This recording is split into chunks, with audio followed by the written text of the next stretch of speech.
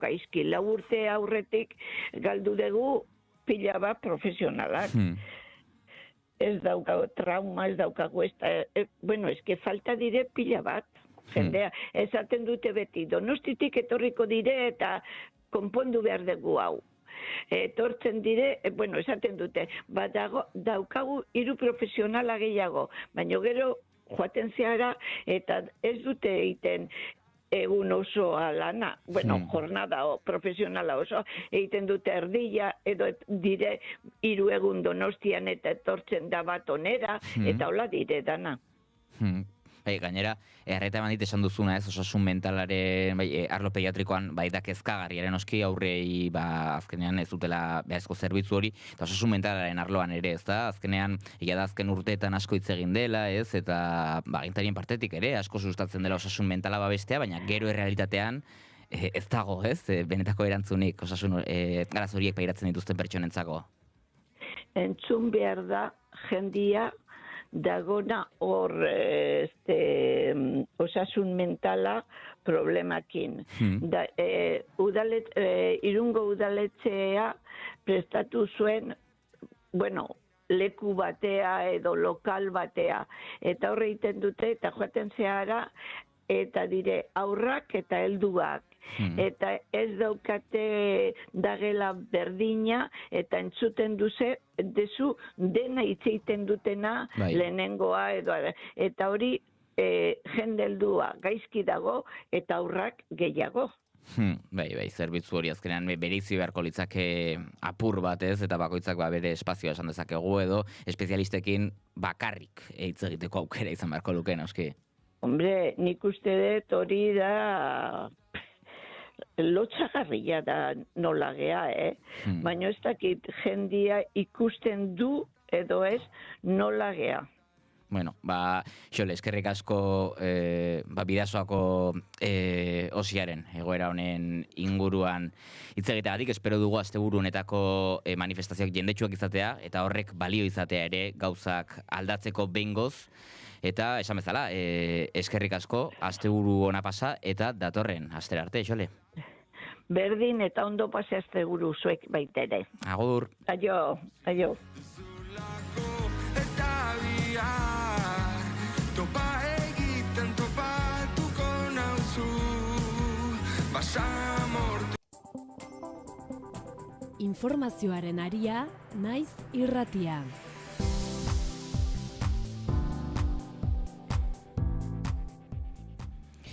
Eta orain iritsi zaigu albistegiarekin jarraitzeko unea aurreratzen genizuen bezala. Ostira honetako albiste nagusia zalantzarik gabe Israel eta Libano 10 eguneko suetena adostu dute Ameriketako Estatu Batuetako bitartekaritzarekin. Alde guztiek menia errespetatuko dutela iragarri dute, baina Israelek Libanoko hegoaldearen okupazioa bere horretan mantenduko du.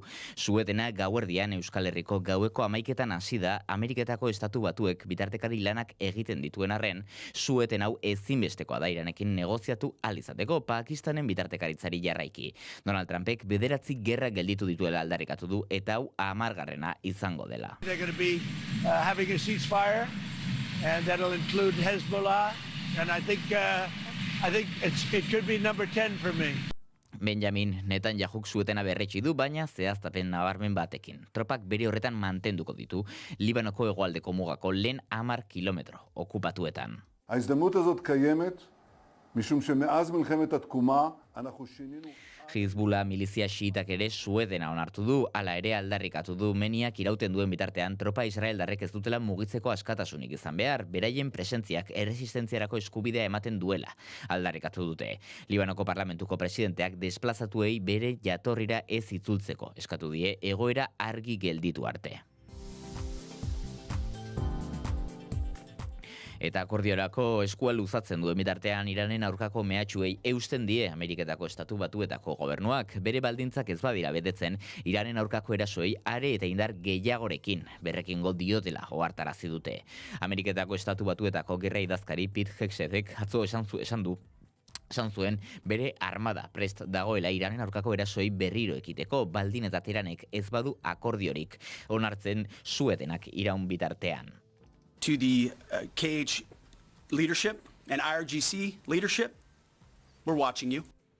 Hexetek mehatxua guardia iraultzaileko lidergoari zuzendu dio, esanez zelatatuak izaten ari direla une oro praktikan heriotz mehatxu bat. You are digging out your remaining launchers and missiles with no ability to replace them.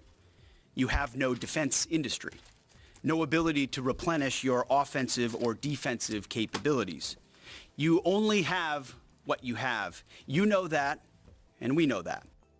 Hexetek gerraren irabazleak direla esatearekin tematut jarraitzen du. Irango armadaren gaitasunak suntxitu dituztela ziurtatu du. Azken asteetan 11 aldiz adierazitako berbera, baina aldi berean akordio batera iristeko duen beharra argi gelditu da beste behin ere. Hormuzeko itsasartea eta Irango programa nuklearra dira oraindik ere akordio baterako gako nagusiak. Etxe Zuriak asteazkenean argitu zuenez, bigarren elkarrizketa txanda baterako aukera maigainean dago eta Donald Trumpen bulegotik iradoki dudenez, asteburu honetan bertan eman litezke Islamabaden Pakistango hiriburuan.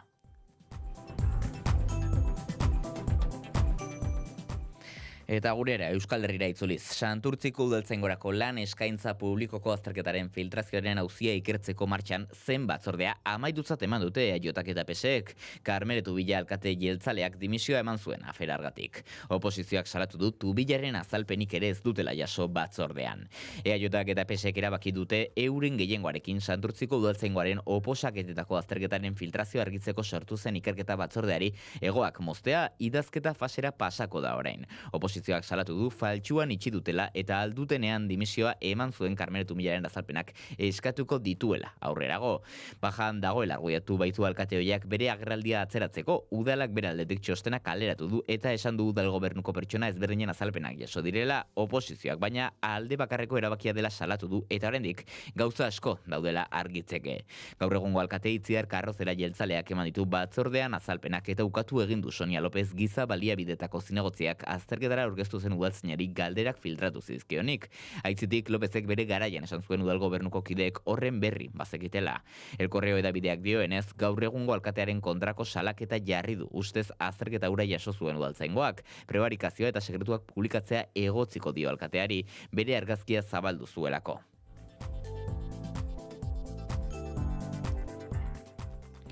Bestalde, Gasteizko legebiltzarreko talde guztiek PPk eta Voxek izan ezik zuzenketa bat onartu dute ere bat aplikatzerakoan lan orgaduno eskudunaren aldez aurreko baimena berreskuratzeko beharra defendatzen duena, enplegua eta enpresa jardueraren bideragarritasuna babesteko helburuarekin. 2012ko lan erreformak Mariano Rajoyren kabineteak bultzadutakoak ezabatu egin zuen enplegu erregulazioko espedienteen kaleratze kolektiboak aldez aurretik dagokion lan agintaritza publikoak baimentzeko bete beharra. Bada ostegun honetan Gasteizko legebiltzarrak urrats bat eman du egoera horri buelta emateko eta enplegua eta enpresa jardueraren bideragarritasuna babesteko figura hori berreskuratzea helburu duen ekimen bat onartu du. Ekimena osoko bilkuran onartu da gehiengo zabalarekin, EAJak, PSek, EH Bilduk eta Sumarrek zuzenketa bat aurkeztu diote talde soberanistaren legez besteko proposamen bati. Zehazki legebiltzarrak babestu egin du Espainiako gobernuari eskatzea langileen estatutuan lan agintaritzaren aldez aurreko beharrezko baimena berreskuratzeko enplegu erregulazioko espedienteetan. Era berean Lakuako gobernuari eskatu dio jarrai dezala lan ikuskaritzaren eginkizunak betetzen enplegu erregulazioko enplegu regulazioko espedienteak indarrean dagoen legeriarekin bat datozela egiaztatzeko eta enpresen eta batzorden arteko akordioak errazteko, kaleratze kolektiboak saihesteko edo murrizteko eta haien ondorioak arintzeko irteera negoziatuen borondatezkoen eta ez traumatikoen bidez.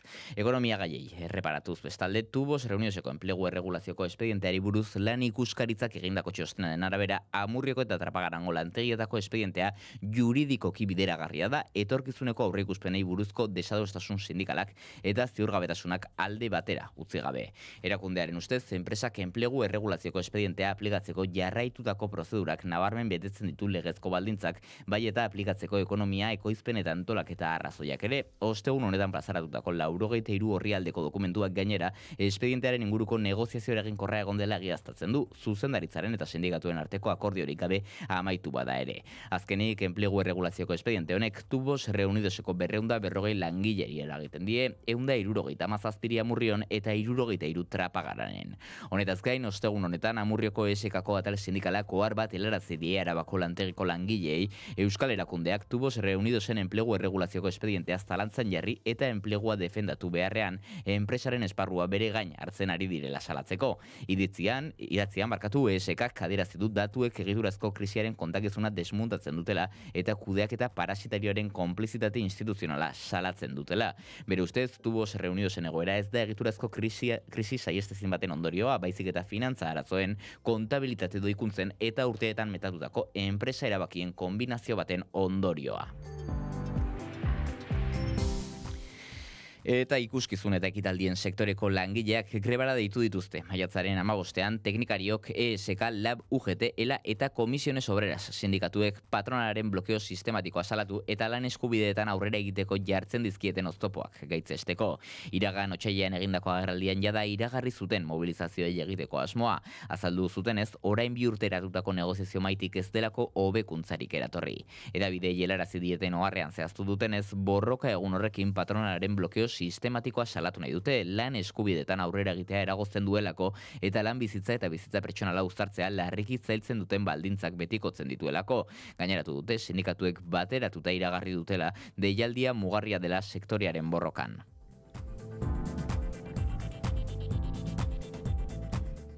Eta eskuhartze sozialeko 50 langilek baino gehiagok Bilboko etxebizitza sindikatuarekin batera salaketa publiko egin dute azken hilabeteetan jasandako presio instituzionalen inguruan. Eurien arabera gero eta ohikoagoa da desalojoetan parte hartzera bultzatzea eta funtzio horiei uko egiten duten profesionalak lan errepresaliak jasaten dituztela, baieztatu dute. Salaketaren arabera egoera hori agerian geratu zen iazko urrian Zorrotz aurren egindako kanporatze batean. Bertan udal pabiloi bat hustu zuten eta 80 pertsona inguru kalik gorrian utzi zituzten etxe bizitza alternatiba egonkorrik gabe. Testu inguru horretan eskuhartze sozialeko bilangilek uko egin zioten operazioan parte hartzeari eta ondorioz euren lanpostuak galdu zituztela jakinarazi dute. Langileek azaldu dutenez, lanbaldintzak gero eta gogorragoak dira, baliabide falta, karga burokratiko handia eta agindu kontraesankorrak ohikoak bihurtu direla diote. Gaineratu dutenez, horrek bitartekari rolera eramaten ditu zaurgarrienak diren pertsonen eta haien egoera larriagotzen duten erabaki politikoen artean. Gainera adierazi dute presio berezia jasaten dutela euren konbikzioen aurkako funtzioak betetzeko, batez ere desalojoen kasuan. Haien ustez, eskuhartze sozialaren zeregina laguntza eta orientazioa ematea da, ez kontrol edo disiplina neurriak ezartzea. Egoera guztiak gainera larrialdi sozial gero eta nabarmenago baten testu inguruan kokatzen dute, udal zerbitzuak gainezko daude eta etxegabetze egoerak nabarmen ugaritu dira azken urteetan. Hala azpimarratu dute. Profesionalek ohartarazi dute baliabideak ez direla handitu beharrei aurre egiteko neurrian eta horrek sistemaren kolapsoa areagotzen duela. Horren aurrean langileek eta sindikatuak argi utzi dute ez dutela onartuko miseriaren ondorioak pertsona zaurgarrienen gain uztea, dagokienak ez diren funtzioak betetzeari uko egiteko eskubidea aldarrikatu dute eta desalojoetan parte hartzeari ezezkoa eman diote. Azkenik erakundei eskatu diete amaiera emateko langileak euren printzipioen aurka jarduteara bultzatzen dituzten presioei eta eskuhartze sozialaren izaera zaintza eta babesean oinarrituta berreskuratzeko neurriak har ditzatela.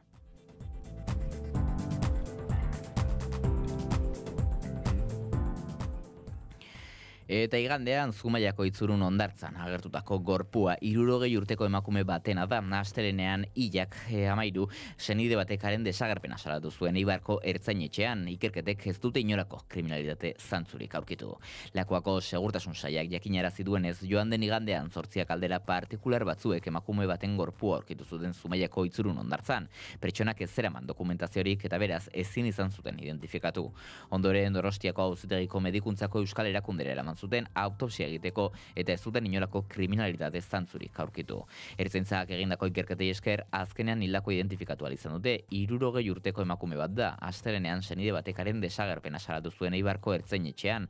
Antza denez, hilaren 11an izan zuten azken harremana biktimarekin. Igandean bertan jakinarazi zutenez, emakumeak kolpe handia zuen buruan, baina zehaztu zuten hori ez dela. Halabeharrez, heriotzaren jatorri kriminala izango, baizik eta labarretatik erortzean gertatutako kolpea izan zitekela istripuz edo naita. El Diario Vasco egunkariak adierazi zuenez, gorpua ez zegoenan ordu batzuk lehenago, baina hondartzako beste gune batean hil ondoren mareengatik lekuz aldatu zela uste dute.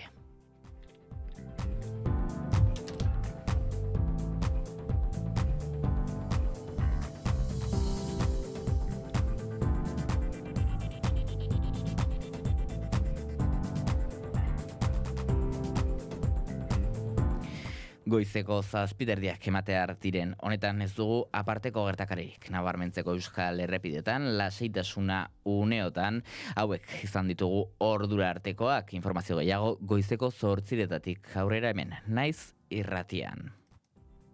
Informazioaren aria. Kopan egindako ibilbide bikaina borobiltzeko unea iritsi zaio Realari. Larunbat honetan, iluntzeko 9:00 hasita, Atletico Madrid Reala, Kopako finala Sevillatik zuzenean. Eta sare barrura bidali du baloia ibartarrak. Reala, Koparen bila, naiz irratian.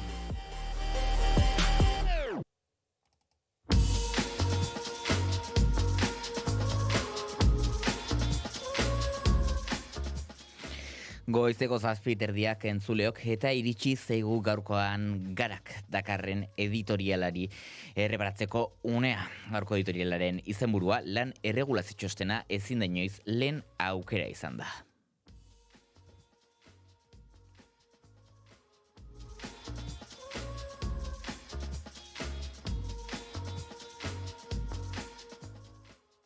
Lan erregulazio txostena ezin da inoiz lehen aukera izan.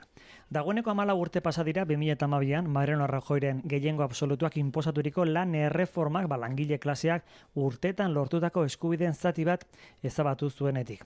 Atzera pauso batzuk zuzendu dira azken urte hauetan, baina asko ez eta haien ondorioak oraindik ere pairatzen ari gara. Egiturazko erreforma hartan jasotako neurrietako bat izan zen, lan agintaritzak aldez aurretik enplegua erregulatzeko espediente bat onartzeko beharra ezabatzea.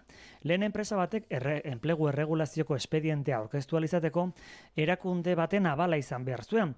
2012 geroztik ordea, Luis de Guindos ministroak, Europako Banku Zentraleko egungo presidente ordeak eskatuta, enpresa bate bere kabuz aurkez dezake enplegu erregulazio espedientea alde bakarrez. Eta ondoren, bide judizialetik baino ezin da hau atzera bota. Hala, langileen eskubidea babesteko balbula bat galdu zen nolabait.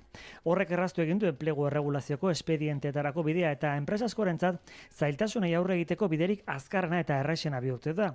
Askotan, hain traumatikoak ez diren beste irtenbide batzuk izan ditzaketelako. Tubaxen gertatu zen eta Laudioko Maderas eta Tubos Reunidosen gertatu zen. Adibide berriak eta ezagunak jartzegatik. Lehenengo bietan gainera epaitegiak adierazi zuten enpresaren hasierako planak etzeto zela bat zuzenbidearekin eta hori ez litzatekela gertatu beharra aldez aurreko baimenarekin. Iaz bakarrik 1.200 pertsonek galdu zuten euren lan erregulazio espedienteetan, Arabizkia eta Gipuzkoan eta gehienak Aiaraldean. Gasteizko Parlamentuak egoera horri buelta emateko ekimen bat onartu zuen atzo. EH Bilduk aurkeztu zuen eta ondoren alderdi guztiekin negoziatu eta adostu zen, PPrekin eta Voxekin izan ezik.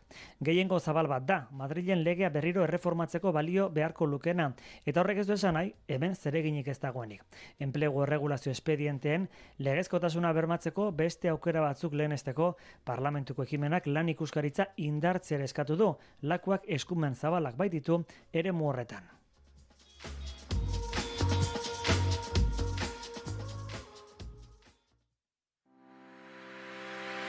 Eusko Jaurlaritzako kultura eta hizkuntza politika sailak honako tartea eskaintzen dizu. Eta iritsi zaigu ere gure inguruko egunkarien azalei erreparatzeko unea eta etxetik hasiko gara egunero egiten dugun bezala. Garak gaur Dakarren lerroburua. Libanok eta Israelek 10 eguneko suetena adostu dute da. Gaur Garak nabarmendutako argazkian atzo peio erreparatzen mitoaroa 3 aurkezpeneko irudi bat ageri da. Berriak, nazioarteko albiste berdina nabarmendu du. Libanon 10 egunerako suetena onartu du Israelek gaurtik aurrera da lerroburua. Argazkian ere, Garak egin duen bezala mitoaroa 3 aurkezpena dakar. Bestalde, deiak, lerroburu Dakarren albistea, danjuk sektore pribatuari krisiaren aurrean sektore publikoaren erantzunarekin bat egiteko eskatu dio da. Nabarmendutako irudian, beste behin atzo mitoaroa 3 aurkezpena ageri da. Bestalde, Noticias de Gipuzkoak larun bat honetan jokatuko den kopako finalarekin lotutako titularra dakar. Honela dio, 30.000 errealzalek finalerako ilusiozko bidaiari ekin diote. Azaleko argazkian, hainbat zale txuri-urdinen argazkiak ikus daitezke Sevillan. Diario de Navarrak nazioarteko gaietara jodu bere azalean ere, eta Trumpek 10 eguneko suetena iragarri du Israel eta Libanoren artean. Dakar lerroburu azaleko irudi nagusian Diario de Navarrak eta Laboral Kutxak antolatutako Valientes sariaren irabazleen argazkia ikus daiteke.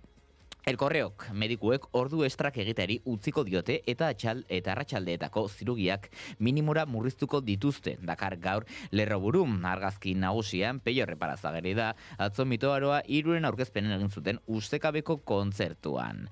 Azkenik, El Diario Vasco Dakarren gaurko titularra Euskal Enpresen erdiak telelana abian jarri dute da titularra argazkian Alex Fiblak egindako ilustrazio bat ageri da. Non milaka zale txuri-urdin Sevillako Giralda paretik pasatzen ageri diren. Kulturklik. Badugu musika, antzerkia, dantza. Kulturklik. Badugu zinema, magia, zirkoa. Kulturklik. Badugu literatura, artea, bertsolaritza. Kulturklik. Kultura agenda osoa atari bakar batean. Kulturklik.euskadi.eus. Badugu plana. Kulturklik. Eusko Jaurlaritza, Euskadi berria. Naiz irratia.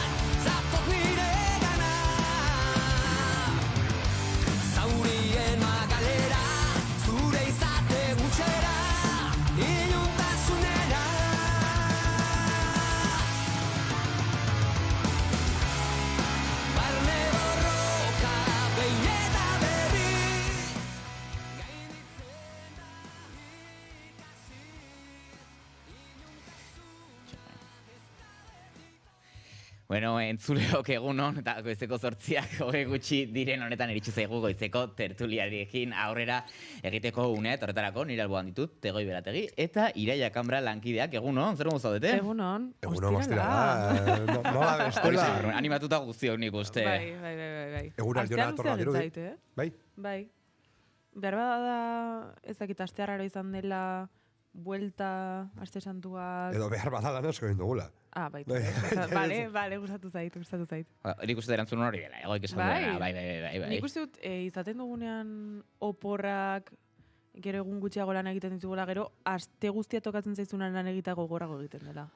Pasaden astean agian izan ziteken hori, nik uste dut. Aurreko astean ez genuen lan egin egunero. Ez baina horregatik, aste santuko zubiarekin egia gero da, inbeste jaiogun jarraian ez dut. Pasaden astean ere pentsatut informazio jarioa etzela hain eman korra. Oso aspergarri izan zen. Luze egiten da, baina, dagoena, gero kexatuko gara azkenan, kexatzen gara, kexatzea gara. Bai, klaro, lan asko dagoenean, lan asko dagoelako, eta gutxi dagoenean ez dagoelako. Bizioa da kexatzea, guztio gustatzen zaigu. Bai, baina, terapia ere bada, ez? Bai, eta kirol modu bat ere. Bai, klaro.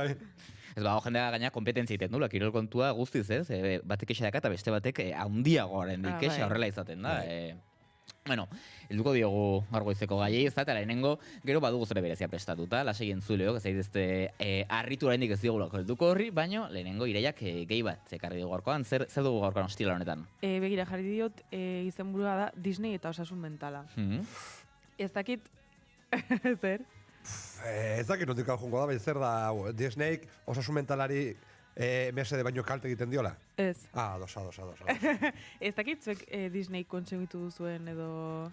34 urte ditut, txikian nintzenean marrazki bizidun pelikula gehienak Disneykoak ziren. Bale. Asko. Eta Disney Channel ere, nintzen izango ez esaten dut Disney, ez Disney Channel. Disney eta... Printzesak eta pelikulak eta horrelako gauzak. Bai, hori bai. Gauza izan da ez dakit 2015an estrenatu zen Inside Out pelikula, ez dakit ikusita daukazuen. Bai. Dira, pelikula egin zuten aur baten barne mundua erakusten, eta da bere garunak emozio ezberdinekin dola funtzionatzen duen. Ados.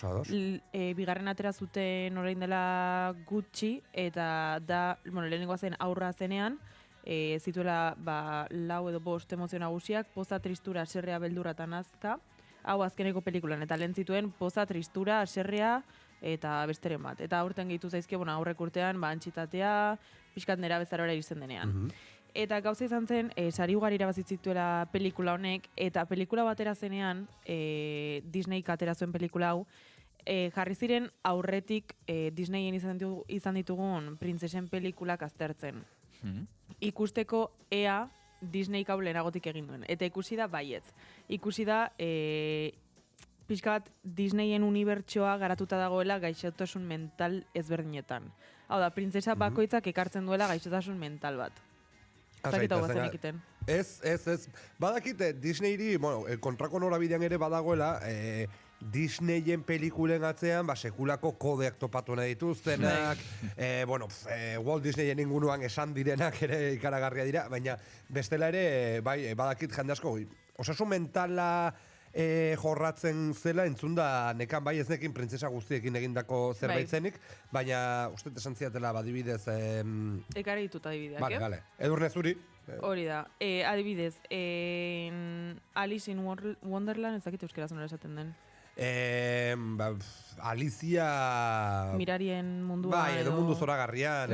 Wonderlanden, beste. Hori da, Wonderlanden. Esaten dute, pelikula horrek eskizofrenia tratatzen duela. Ados? Azkenean, delako denbora guztian berak bizi duen realitate aztoratu bat. Adibidez, edera eta piztia... Ipotxak ez dira errealako ondorioz. Ipotxak agertzen dira... pelikula horretan. Ipotxe galariak. Edurne zuritik. Bale, baina, kazen, untxia eta mundu... Claro, eta animaliekin hitz egiteko gaitasuna eta horrelako gauzak. Adibidez, ederra eta piztian da Estokolmeko sindromea, haunik askotan entzun dut, inoiz ez dut jakin zer den, eta da baitzaileaz maite mintzen zarela. Bai. Gero, Frozenen adibidez, agorafobia. Leku edo gela batetik ateratzeko beldurra. Goratuko dugu Frozeneko printzesa, erreginak ez duela etxetik atera nahi, beldurra duelako norbaiti min egingo dion, kasu honetan bera izpari. Adibidez, Loti ederran hiperinsomnia, lo hartzeko sekulako gaitasuna. Pocahontasen, jartzeu, esaten dute dela sinestesia, dela zentzumenak aldatzea, koloreak entzutea, soinuak ikustea, hau da, zentzumenak aldatzen zaizkizula. Eta horrelako pilat, grazia egin ditaiz, Arielen jarri dutela Diogenes sindromea, dela objektu guztiak ikusten dituen gauza bakoitza jasotzen ditela. Hau da, pelikula bakoitzean ikusten da gaixotasun baten azaleratzea edo dagoela. Eta irututa dit oso interesgarria da, behar badela pelikulei buelta bat ematea eta hortek ikustea, baina egia da Disneyeko pelikuletan zeharka, naiz eta aurren pelikulak diruditen, gero zeharka historia asko dutela. Aipatu dituzun eredu gehienak emakumeak direla ohartu naiz. Irakurri duzu, edikortu duzu honen inguruko zerbait alegia ezakete, igual gehiago bileratu dituzten emakumetara, edo besterik direlako eredurik argienak. Aladinen garen pentsatzen egoen nik zein, zaiteke trastorno aladinen. Egin ez oso trastorno jakituna. Ez dakit, lapurtzea. Bai, esangunuke adiez baita izaera, baina esangunuke igual baita izaera sozialeko gaiak ere eramaten dituzela Disneyra, eta arrazakeriarekin uste dut hori nahiko agerikoa dala, Aladinen inork ez digu esaten, baina ikusten dugu agraba da iria, ez? Bai, agraba zeharo aberats batean eta alguzidun batean badaudela, hor pertsona jakin batzuk bazertuta bizi direnak, eta esango nuke hau, beste zenbait pelikuletan ere topa dezakegula. Gizon batzuk ere baditute, adibidez Peter Pan, hau oso mitikoa da, hasi nahi ez duen umea. Baina horri zeo deitzen Peter Panen sindromea gainera. Horregatik, Peter Pan asko daudelako, etxe honetan bertan ere. Beste aldatetik Pinocho, klaro, gezurrak esateko, Winnie the Pooh ez dakit, arra edo emea den. Uste dut beti horrekin jokatu dutela baitere, ez? Bai, ez dakit. Kasu honetan jarri dute atrakoi... Ez dakit nolez, atrakoiaren gaixotasuna edo, jatearen beharra. Antxitate handia duela, ez? Bai, holaxe. Ez dia gainera. Gozozalea gainera. Gainera, diabetesa. Tortu ni txikitan ukinula, ez dira asko pegatzen, baina ukinun Winnie the Pooh edo Winnie Pooh fase bat. Neko luzea, pare bat urte ez luzatu zana. Baina, etxin, ez zentzutan? Asko gaten zenuela? Ez. Gustatzen zeizula? Baita, asko gaten nuen, baina dana nitun gauza guztiak Winnie Poohenak ziren. Nik baneukan uste dut pelutxe bat. Baneukan, bai. Nik baneukan bat, horrela, kilimak egiten zizkiotak eta oso durran ukitzen bazen nun hitz egiten zuen. Bai. Winnie the Pooh aipatu duzula, nik ere gustatzen dut hortik Winnie the Pooh bertan ere esaten zutela, animali bakoitzak bazuela bere... Goren gogortan ez duen, gaixotasun mentala duela, txerritxoak bazuela, oso urduria zera gero astoa, depresioa esaten zuten, oso tristea zelako, esan izan da ere, gainera. Egia esan azte kuadrilla, Bai, egia esan... Bata besteari laguntzen dio, baizu, babes ere muga da, derentzako, espazio segurua sortzen zuten. Eta gauza da, egin zutenean pelikula, ez dakit nola izena duen, dela bideojoku baten barruko pertsonai buruzkoa, bigarrena Romper Ralph. Bigarren atera zutenean, hor printzesa guztiak elkartzen dituzte, jokuak puskatu egiten direlako eta bar, eta hor ikusten da printzesa guztiak beraien pena kontatzen, eta nik uste dut hortik ere etorri dela jendeak analisi psikologikoa hau egite hori. Baina kurioso iruditu zait. Bai, bada. Eta askotan aurren pelikulak ematen dute aurren pelikula hutsa eta entretenimendu hutsa, baina gero atzetik, Disney ezagututa beti dagoela historia bat atzean, baina hor sakontzen eta aztertzen hasten baldin bazara gauza asko ateratzen dira. Eta azken urtetan, ez bakarrik Disney, bereziki amarrazki bizidunak digitalizatu ala, ez duzue sumatu edo etzaizu iruditzen gero eta gehiago noski.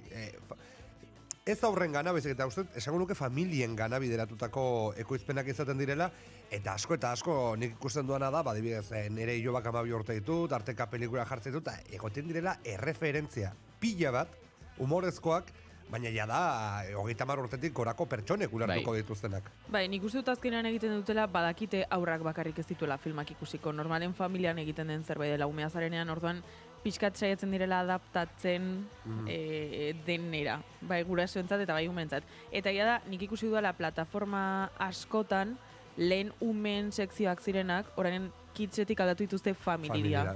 Eta nik uste dut horrek ere asko egiten duela, horri ikusten dela pixkat adaptatu dituztela, egokitu dituztela pelikulak. Baina hori nik uste dut asmatu da dagoela, atzetik nik umetan ikusten nuen horrelako telesai bat ikuste guztio ikusi dugula, eta hori zela, asmatzen duzuen zein den, horrelako telesai bat zela, umea zarela, barra egin dezakezu, baina heldua zarela ikusita ere, grazia egingo dizu, baina beste gauza batzuengatik. Asko. Nik esango nuke Shin-chan azteko. Txikita da ikusten nik goratzen, ez? Nire gurasoek oso txiki ginean nahi eta biok esaten zigutela. Hau ez dezu ikusiko, egia atzetik bazetorrelako propaganda kondua esaten bueno, Shin-chan helduentzako da, baina egia da, txisten erdia zen dituela errapatzen, zela bai purdi dantza, ze barregarria, eta gero, nik, egunen batean ateratzea da YouTubeen, ez?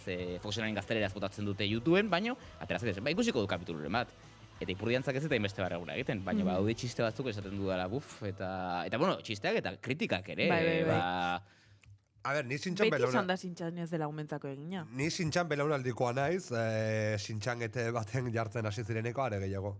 Ni izan iz aurroietako bat Shin-chan ikusi eta hoera.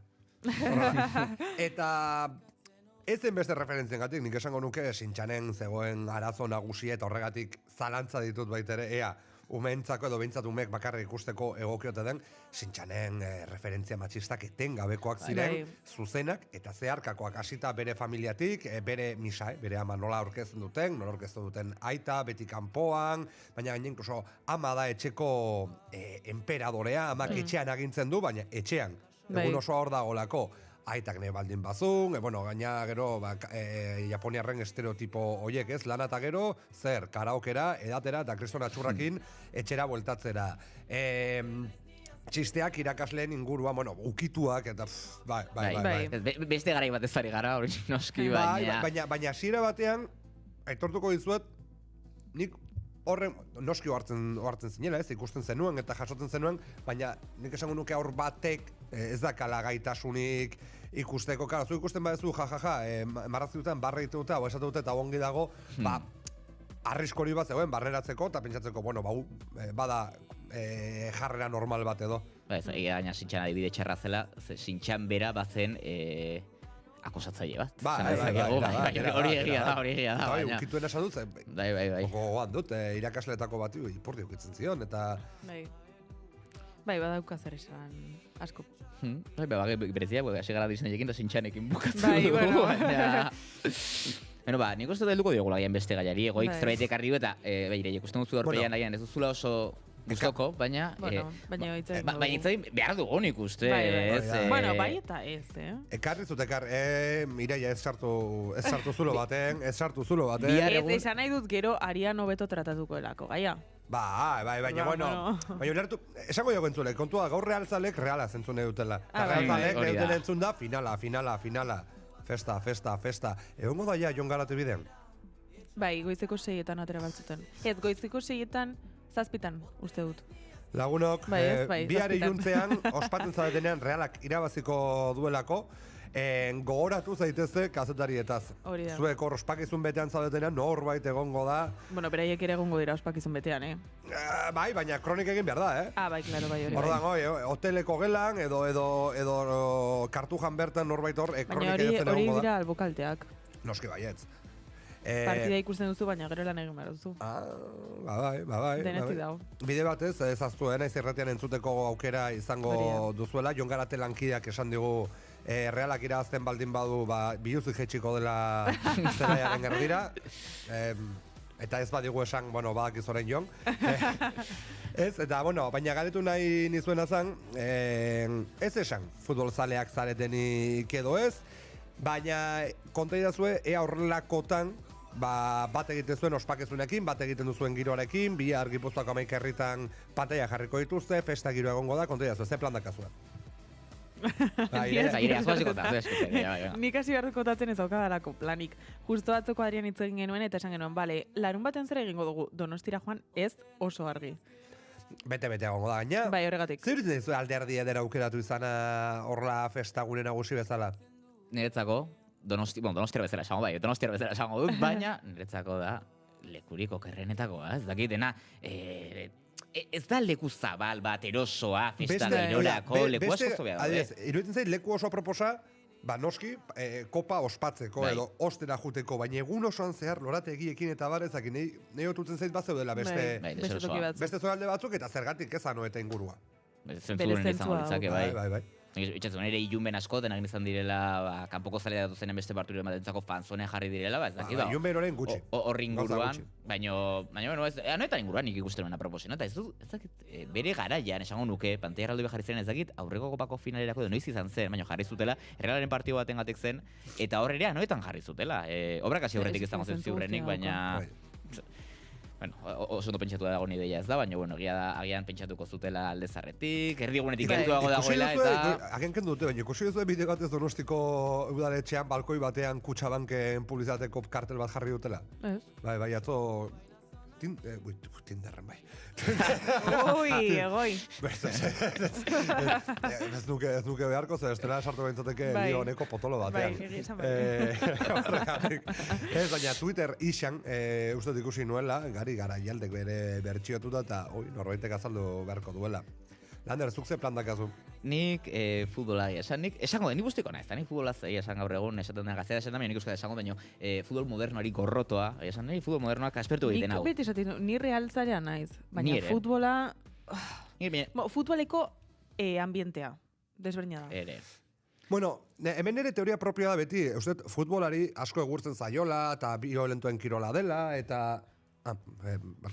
Eta hori, eta gauza asko egotzi zaizkio, baina nire teoria pertsonala da, futbola ez dela arazoa, futbolaren edo futbolak euki duen arazo bakarra da, masa kirol bat dela. Bada, kirol bat, jende asko erakartzen da, milioika pertsona, eta horrek ere badu zer ikusirik bere oinarrian kirol oso demokratikoa eta pala delako, hoi denok ikusi dugu futbolean, pelota improvisatu batek eta bi harrekin jokatu daiteke, eta ziur asko horregatik munduko herrialderik pobrenetan futbola aukeratzen dute. Baina, masiboa izaki ere, horrek esan nahi du, interes ekonomikoak bertan sartu daitezkela, eta hortik heldu da gaur egun futbolarekin daukagun fenomenoa. Ez, nik ikusiko partida esan duzun, ikusiko duzu horrenik, aitarekin etxean, eta pixka komentatuko dut, kritikatuko ditugu, ameka gizon hauek, 22 gizon hauek, ez daudera pilotaren atzetik, milioik irabazten, eta lurrera botako direla, ostiko bakoitzean, baina, ni futbolan jokatzen nuenean, gaztetan gogoratzen naiz, denak altxatzen ginela subitukian, baina, gora iristea dakarrena da, erakusten dietela hori ere, espero du partia polita izatea, errealak irabaztean, noski baietz, baina gira da, aspergarria izaten da. Eta gero, esaten zeruenarekin, nik uste aspergarria bilakatu dela futbola, bilakatu den industriagatik, eta gero atzean dagoen fanatismo guztiagatik, eta askotan gure artean eragiten duen, tentsio horregatik, ez da, nik uste bihar errealak gaizki pasaz gero, edo galduz gero, Bilbon agian baritekela gotea jendea. Poztuko dena errealak galduzea, eta horre pena ematen dit. Noski baietz, baina uste dut garrantzitsua dela esatea, ze futbolak eta berezik Gipuzkoa eta Bizkaia artean Davide jakin batzuek ospotuta bide batez, provinzialismo nazkagarriena bultzatzen duela. Esan duzu, eta ziur baiet, ziur bihar egon, errealak ez du galduko, baina galtzekotan ziur egongo diela Euskal Herriko zenbait puntutan, Bilbon, tartean, hori kritikatuko utenak. Baina nik benetan sinisten dudala, zale Euskal herritar gehienen artean, eta bigarren zati hori nabarmentzea garrantzitsua da, gero zure gura beste leku bateko baldin bakazu, edo Gipuzko hartzat Euskalduna baino lehen, edo Bizkaita hartzat Euskalduna baino lehen azure burua epaitu, jeni ziur nago, ez du berdin hartuko trauma bezala atletik zale batek realaren porrota, baina ziur nago, zalegoaren zatirik handienak, Euskal Herri osoan, bihar realarekin egongo dela. Espero dut. Aitor Zabaletaren memoria gogoan. Hori da. Bueno, honekin 8:00 minututxo, geratzen zego momentuan. Pizka trascendental gehatu zait? Ez ondo. Bukatzeko izteko, gaina ez dugula esan. Baina, 8:00 iristara den momentu honetan, honekin utziko dugu. Sortea, realzale guztioi bihar, Sevillan egongo diren guztioi, eta baita geratzen garen guztioi. Sortea zalei bidean.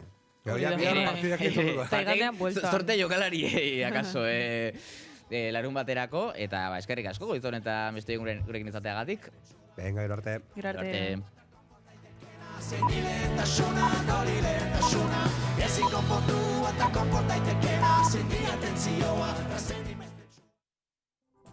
Informazioaren aria, naiz irratia.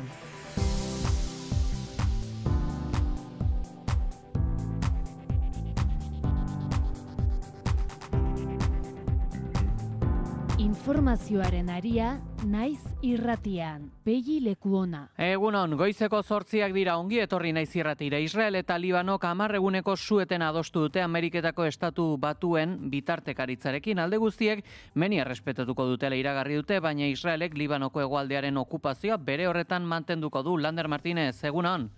Egunon Pelle eta egunon, entzuleok. Donald Trumpek 9 gerra gelditu dituela aldarrikatu du eta hau 10. izango dela. They're going to be having a ceasefire, and that'll include Hezbollah, and I think it could be number 10 for me. Benjamin Netanyahuk suetena berretsi du, baina zehaztapen nabarmen batekin. Tropak bere horretan mantenduko ditu Libanoko hegoaldeko mugako lehen 10 kilometro okupatuetan. Gura berriz, Bordele eta Kize arteko abiadurandiko tren berriaren eraikuntza zalantzan jarri du Azpiegituren Orientazio Kontseiluak. Azpiegituren Orientazio Kontseiluak osaturiko txosten berriak ekologistek aspalditik adierazitako posizioa baieztatu du. Alegia, adierazi du abiadura handiko tren berria garestia izateaz gain lurraldeen beharretara ez dela egokitzen. Eta Rima Hassan, Frantzia intxumituko kidaren aurkako jazarpena salatu du Pello Dufok Asamblea Nazionalean. Europarlamentariak jasandakoa garai bateko praktiken parte dela aldarrikatu du gerra zikinari erreferentzia eginez. Gogora ekarri du Aurora Martinen kasua, batasuna ilegalizatu ostean, agerraldi batean parte hartu ostean atxilotu eta deportatu egin zuten. Aurore Martin, pour avoir participé à une conférence de presse d'un parti politique déclaré illégal en Espagne, mais en France, elle a été extradée et incarcérée en Espagne. Gogora ekarri du ere, gerra zikinaren ondorioz Ipar Euskal Herriko kaletan izandako hilketek ez dutela inoiz egiarik izan. Kasua kokatzeko esango dugu ere, Rima Hassan eurodiputatu franko-palestinarrari apologia egotzi diote txio batzuk bertsiokatzeatik eta justizia ministroaren bozeramaleak ere hedabidei filtratu zien atxiloketaren unean marihuana zuela bere poltsan. Lan kontuetan berriz, lan ikuskaritzaren arabera, Tubos Reunidoseko enplegu erregulazioko espedientea juridikoki bideragarria da, etorkizuneko aurrikuspenei buruzko desadostasun sindikalak eta ziurgabetasunak albo batera utzi gabe.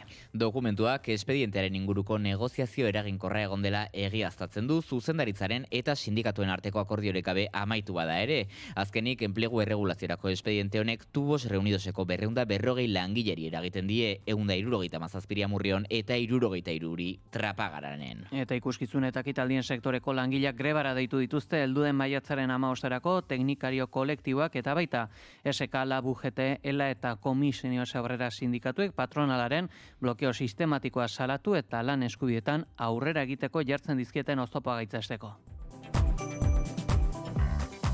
Eta kirol kontu bat aipatu beharra dugu ezinbestean. Reala eguerdiko ordubietan abiatuko da gaur Zubietatik eta igandean bueltatuko da. Ordu berean, talde txuri urdinak entrenatu ostean hartuko du Sevillaranzko bidea eta arratsaldeko 3 eta 10 hartuko dute hegazkina Hondarribiko aireportuan.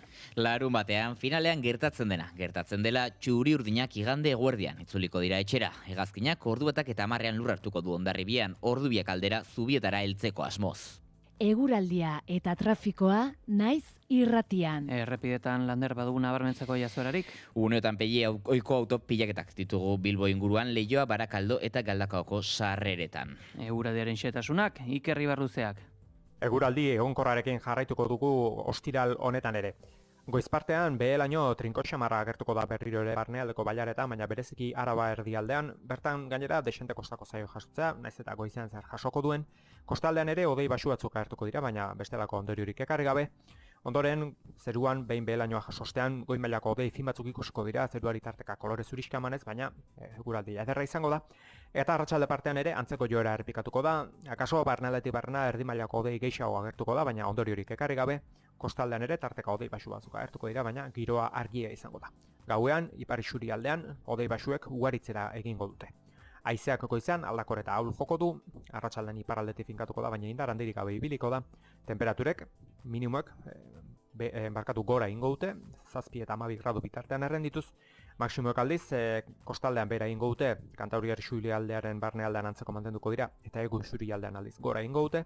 Ipar partean, 17 eta 23 gradu bitartean errendituko dira maximoak, eta ego isurian 22 eta 28 gradu bitartean, temperatura maximoetan freskoenak, kostaldean neurtuko dira, altuenak aldiz, herriberan. Edelteietxea teknikan, apirilak 17 da ostirala eta nekazarien borroka eguna. Informazioaren aria.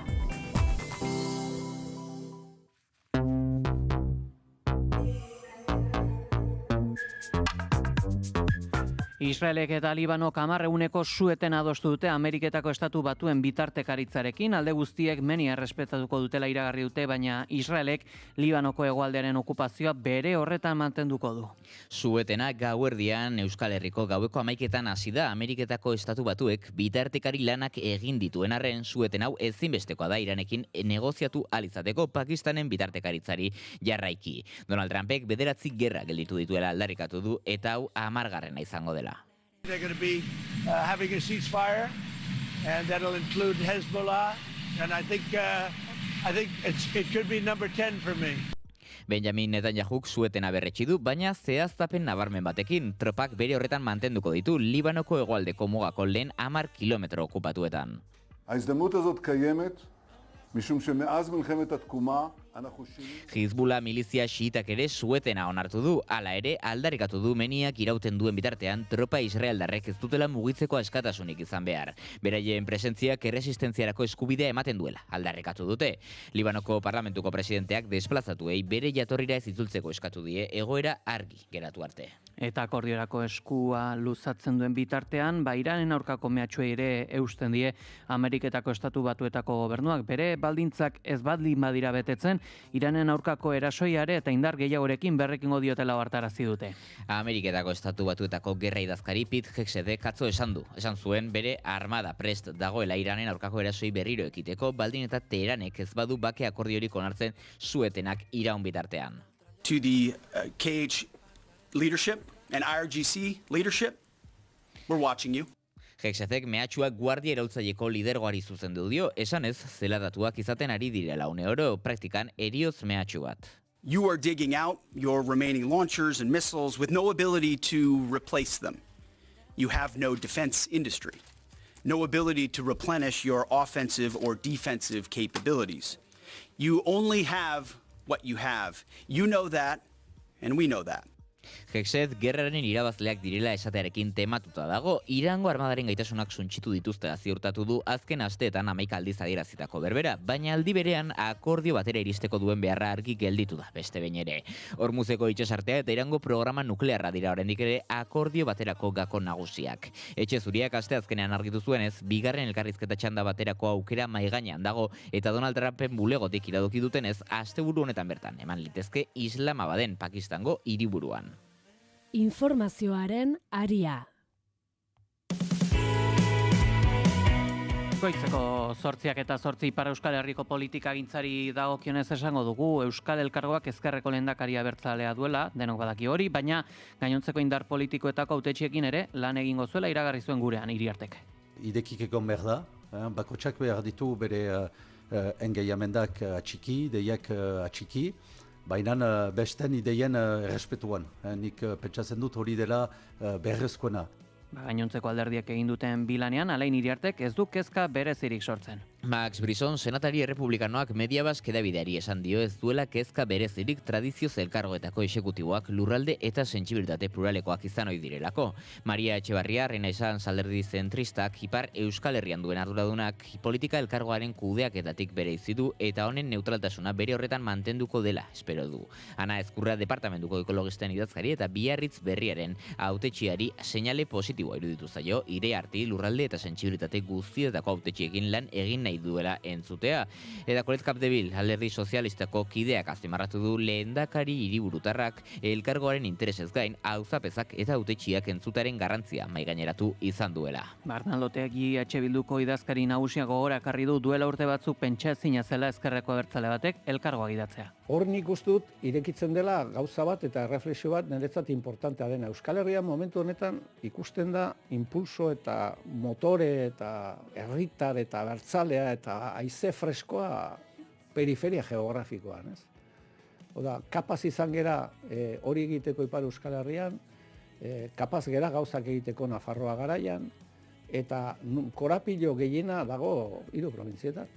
eta nun eta abertzaletasuna gehiengo askoz ere handiagoa duen tokian. Euskadi Irratian esan du Euskal Autonomia Erkidegoan elkarlan hori eragozten duena partiduen interesak direla. Beste egunean aitu nuen hemen Gipuzkoako aldun nagusia, eta esaten oso ezberdinak zirela hegoaldea eta ipar Euskal Herria. Eta nik esaten du, zertan dira ezberdinak? Gauza batean dira ezberdinak. Gipuzkoan, Maialen Iriarte Andereak irabazten ditu hauteskundeak aixe, eta ez du gobernatzen zuek zuen alderdian egiten duzutelako beste apostu bat, eta da, ez abertzalen artekoa, baizik eta PSOErekin eta PPrekin. Hori da ezberdintasun bakarra, porque zenbakiak dira. Ipar Euskal Herrian eta Hego Euskal Herrian. Gauza bera esaten du askotan Eneko Anduezak esaten dugunean. Ez du baina, Iruñako hiriburuan, guretzat Euskal Herriko hiriburu historikoan, gobernatzen dugu elkar.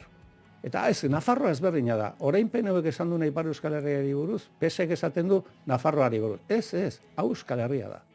Eta ipatuko dugu baita ere Rima Jasan, Frantzia Intxumituko kidaren aurkako jazarpena salatu du Pello Dufok Asamblea Nazionalean.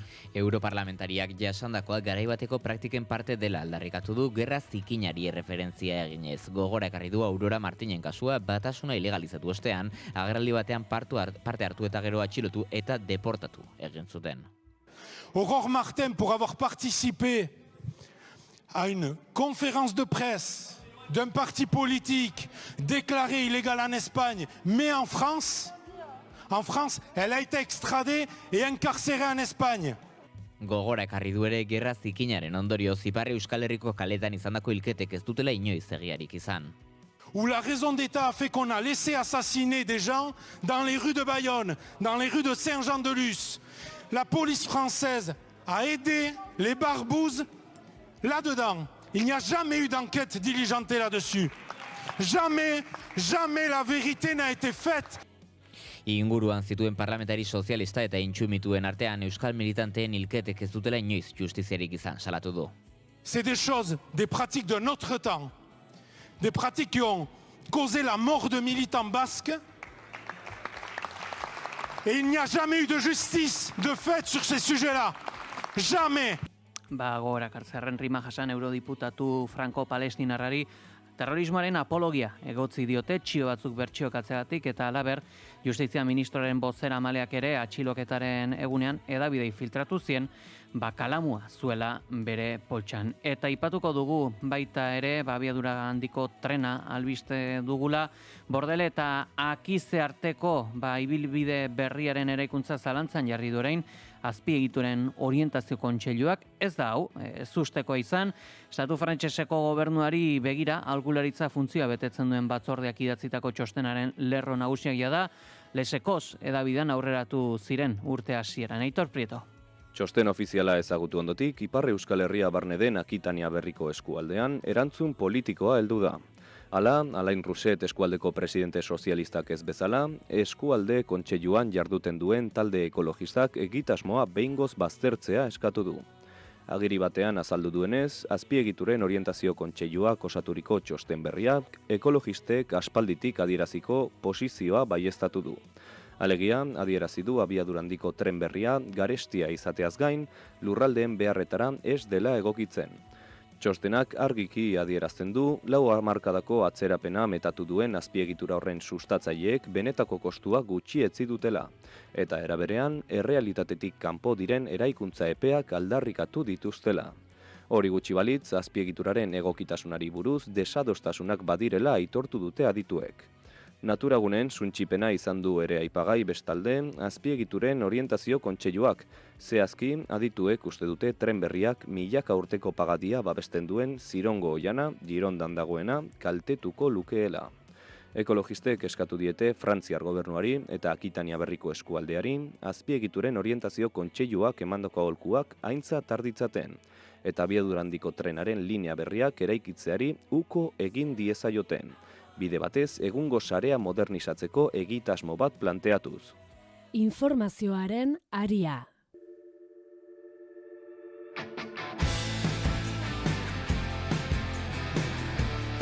Goizeko 8 eta laurden esku hartze sozialeko 50 langile baino gehiago Bilboko etxebizitza sindikatuarekin batera publikoki salatu dute azken hilabetetan jasandako presio instituzionala. Beraien esanetan gero eta ohikoa da etxegabetzetan parte hartzera bultzatzea eta funtzioiei uko egiten dieten profesionalek lan errepresaliak jasaten dituztela baieztatu dute.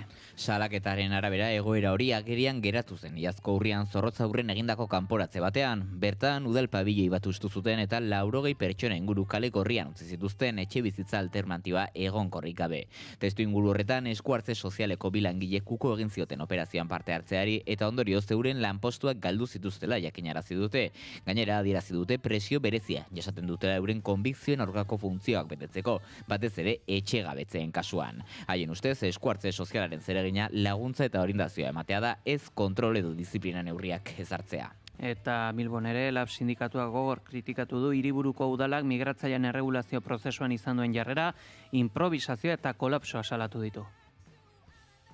Labek azaldu duenez, udalak bazekien aldez aurretik halako prozesu bat etorriko zela eta beraz, bere ardura zen neurriak hartzea, hala ere sindikatuaren esanetan hori guztia ez da behar bezala egin.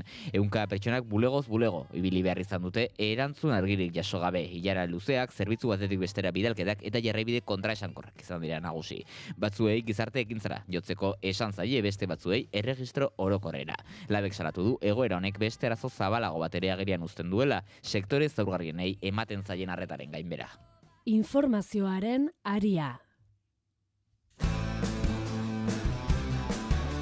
Eta tokiko kontuetan ere badugu zer esana gaur, Santurtziko udaltzengorako lan eskaintza publikoko azterketaren filtrazioaren auzia ikertzeko abian zen, batzordea bukatutzat eman dute Eusko Alderdi Jeltzaleak eta PSE. Karmeletu Bila alkate jeltzaleak dimisio eman zuen afera honegatik eta oposizioak salatu du bere azalpenik ez dela jaso batzordean. Ikerketa batzordea idazketa fasera igaroko da orain. Oposizioak salatu du faltsuan itxi dutela eta aldutenean dimisioa eman zuen Karmeletu Bilaren azalpenak eskatuko dituztela aurrerago. Bajan dagoela argudiatu du, alkate hoiak bere agerraldi etzeratzeko eta udalak bere aldetik txostena kaleratu du eta esan du udal gobernuko pertsona ezberdinen azalpenak jada jasoak daudela. Gaur egungo alkate Itziar Karrozera jeltzaleak eman ditu batzordearen inguruko azalpenak eta ukatu du Sonia López giza baliabidetako zinegotzi hoiak azterketara aurkeztu zen udaltzainari galderak filtratu zionik eta aitzitik Lópezek bere garaian esan zuen udal gobernuko kidek horren jakitun bazirela. Bestalde, Iruñean esango dugu etxegabetze izan dela, Iruñean manifestazioare deitu dute larun bat honetarako Arantzadiko etxegabetzearen aurka. Negu horriak derecho a techo kolektiboak etxegabetu guztientzako paperak eskatzeko baliatuko du mobilizazioa. Salatu dutenez, 240 langile migratzaile kale gorrian utzi dituzte bizitoki alternatibarik gabe. Gainera, azpimarratu dute desalojoa udalak bere kabuz egin duela inolako agindu judizialik gabe. Bestetik, salatu dute pertsona askok ezin izan dituztela beren gauzak jaso eta horren ondorioz, 100 pertsona baino gehiago dokumentaziorik gabe geratu direla justu erregularizazio prozesuak abiatu direnean. Testu inguru zabalago batean kokatuta ohartarazi dute Euskal Herrian makro desalojoen olatua zabaltzen ari dela, Bilbotik Donostiara eta orain Iruñeara. Horren aurrean hainbat eskaera egin dizkiote udalari, Arantzadin bizi ziren pertsona guztiak erroldatzea, etxe bizitza hutsak erabiltzea larrialdi egoerari erantzuteko eta desalojatuei euren dokumentazioa itzultzea.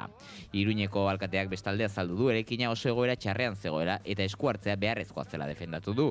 Nabarmendu du baliabideak mugatuak direla, baina azken urteotan etxerik gabeko pertsonentzako baliabideak handitu egin direla eta kasuak banaka aztertzen ari direla. Vamos a intentar darles una solución, una alternativa habitacional, por supuesto transitoria. Yo creo que estamos de acuerdo en que la ciudad, en el momento en el que está, después de haber triplicado los recursos, hemos triplicado los recursos que se han venido dedicando a sinhogarismo en los últimos tiempos, estando los recursos como están, plantearnos la posibilidad de dar una solución habitacional digna y definitiva a las 100 personas que estaban allí. Yo creo que eso estaremos de acuerdo en que trasciende, desde luego, los recursos. Lab eta ELA sindikatuek ere euren iritzia eman dute, bieko hartarazi dute desalojoak pertsona horien zaurgarritasuna areagotu dezakeela eta alternatiba duinak eskatu dituzte. Labek jarraipen eta laguntza eskatu du inor kalean gera ez dedin, ELAk berriz salatu du kalean lo egitea dela egoerarik osasun gaitzena eta udalak ezin duela hori saiestu gabe desalojoa justifikatu. Bi sindikatuek eskatu dute administrazioek baliabide gehiago jartzea etxebizitza duinerako eskubidea bermatzeko. Arroitzekoaren ostean Nafarroako gobernua partzialki baliogabetu du biogas planta baterako baimen berri bat, kasu honetan Sesman. Garak eskuratu duen ingurumen eta landa garapeneko kontseilari Jose Maria Aierdik sinaturiko ebazpenaren arabera partzialki baiezten da sustrai eta pertsona batek biometano de Sesma SL enpresari biogas planta baterako emandako baimenaren aurkako errekurtsoa. Sesmako azpiegituran arraitzekoan bezala digestato planik ez dagoela aipatzen da, oso elementu kutsatzailea dau eta ongarri gisa ere erabiltzen da. Eta aipatuko dugu ere igandean Zumaiako Itzurun hondartzan agerturiko gorpua 60 urteko emakume batena da. Astelehenean hilak 13 senide batek bere desagerpena salatu zuen Eibarko ertzainetxean, ikerketek ez dute inolako kriminalitate zantzurik topatu. Ertzaintzak egindako ikerketei esker azkenean hildako emakumea identifikatu ahal izan dute. Astelehenean senide batekaren desagerpena salatu zuen Eibarko ertzainetxean, antza denez hilaren 11an izan zuten azken harremana biktimarekin.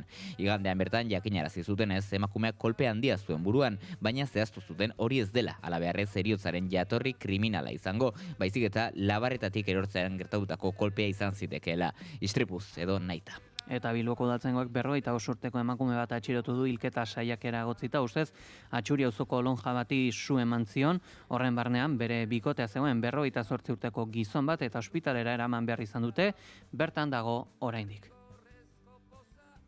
Informazioaren aria.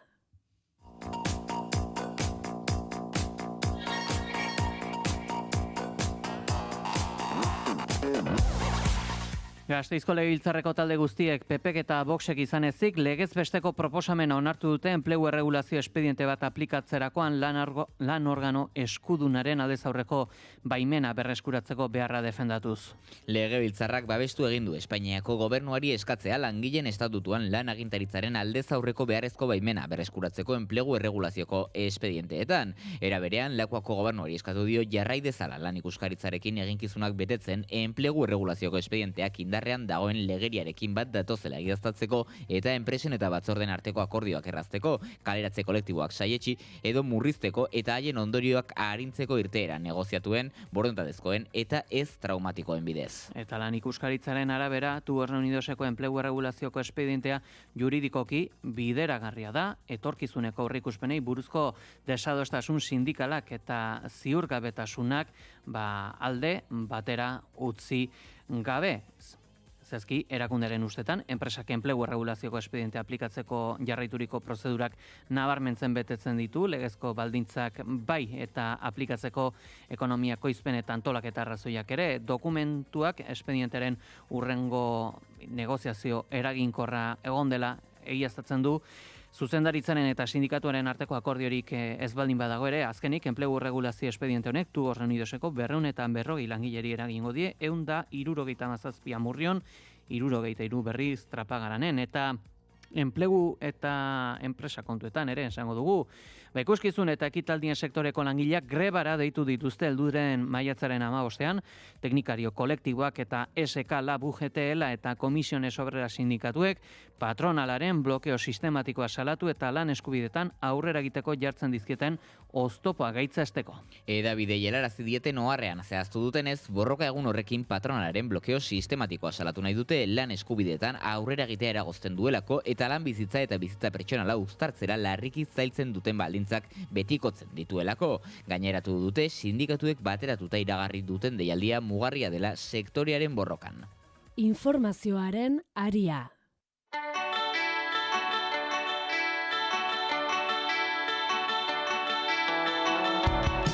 Bagoaz berriro nazioartera, Nayib Bukelek bultzaturiko sistema penalaren gogortzeak beste urrats bat eman du. El Salvadorrek 12 urtetik beherakoi biziarteko espetxe zigorra ezartzea ahalbidetuko du, nazioarteko erakunde giza eskubideen urraketatzat eta aurren errehabilitazioaren aurkakotzat jo duten neurria. Goibelategi, egunon? Egunon, Pei, egunon entzule guztiak, Bukeleren gobernuaren arabera aldaketa politika multzo baten parte da neurri hau. Politika horiek taldeen indarkeria desagerraraztera bideratuta daudeantza. Hala eta guzez ere, arau horren irismena gobernuak biztanleriari errepresio politikak aplikatzeko orduan duen ahalmen mugagabearen isla baino ez da. Adingabentzako biziarteko kartzela zigorrak martxoan onartu ziren presidenteak bultzatutako eta Bukeleren ideia berriak alderdiak kontrolatutako batzar legegile batek babestutako zuzenketa konstituzional baten zati gisa.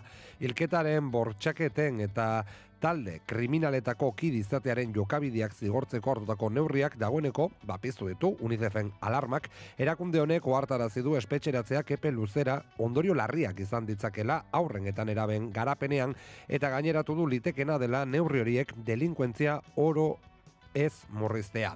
Nazio Batuen erakundeko aurren eskubideen batzordarekin batera argitaratutako ohar batean, bi erakundeok ziurtatu dute legea aurren eskubidei buruzko konbentzioan finkatutako arauen kontrasana dela eta gaineratu dute horrelako hitzarmenek adingabeen errehabilitazioa eta integrazioa lehenesten dutela.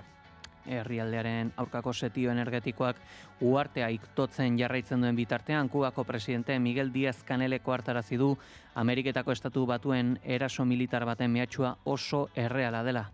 Para declarar que éramos lo que seguimos siendo, una revolución socialista en las propias narices del imperio. Kubako iraultzaren izaera sozialistaren aldarrikapenaren 75. urteurrenean herrialdeak bizi duen egoera arriskutsuari erreferentzia egin dio Miguel Díaz-Canel presidenteak 1971 Kotxinoseko badiaren inbasio saiakera gogoan. Kubako gobernua boteretik kentzeko helburua zuen ziaren operazioak kale egin zuen Kubako herriaren mobilizazio orokor baten ostean Estatu Batuei eskualdean inoiz izan duten porrot handienetako batera ginez.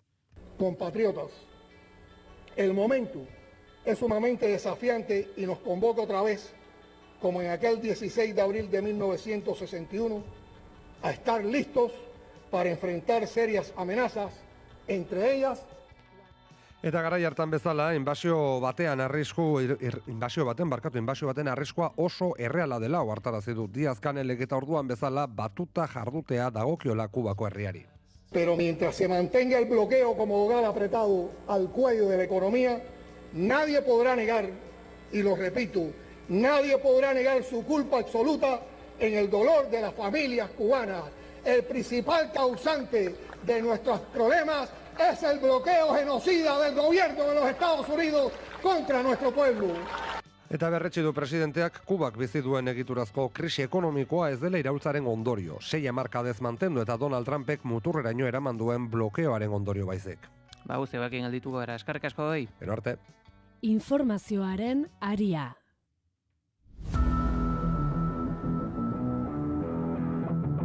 Kirol aria, naiz irratian.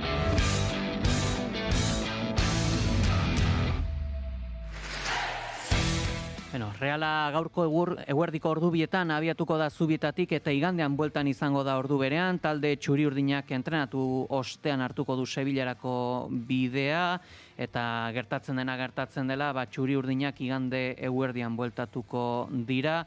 Eguerdiko ordu batak eta 10 lurra hartuko du hegazkinak Hondarribian eta ikusi beharko da nolako giroarekin itzultzen diren, baina giro aparta izango dutenak segurazki ere badira Sevillara bidean daudenak. Esango dugu ere, bide horretan ere Jon Gorrotxatagi eta Jangel Herrera Realarekin entrenatu direla berriro ere eta badirudi finalean egoteko prest izango direla. Mikel Oyarzabal kapitainak ere taldekidekin lan egin du normaltasun osoz eta horrek ikusten da finalaren parte izango dela bera ere. Eta gerosiago goizeko 9:00 20 gutxitatik aurrera guk ere bat egingo dugu finalaren giro horrekin, Jon Garate lankidearekin bat egingo dugu, Sevillara bidean da, naiz taldearen espedizioarekin kontatzeko partidaren aurreikuspena zeintzuk diren, eta baita, Realeko hainbat zaleturekin ere bat egingo dugu, Sevillara bidean direla, baina kiroletan ere, gaurkonetan ere, badu bestelako albisteak nabarmendu beharrekoak. Iraia Kamra, egunon? Egunon, Peitagunen entzuleak. Saski Baskoniaren Euroligako ibilbidea amaitu eginda eta berriz ere kanpoan jasotako porrot batekin agur esan dio lehiaketari.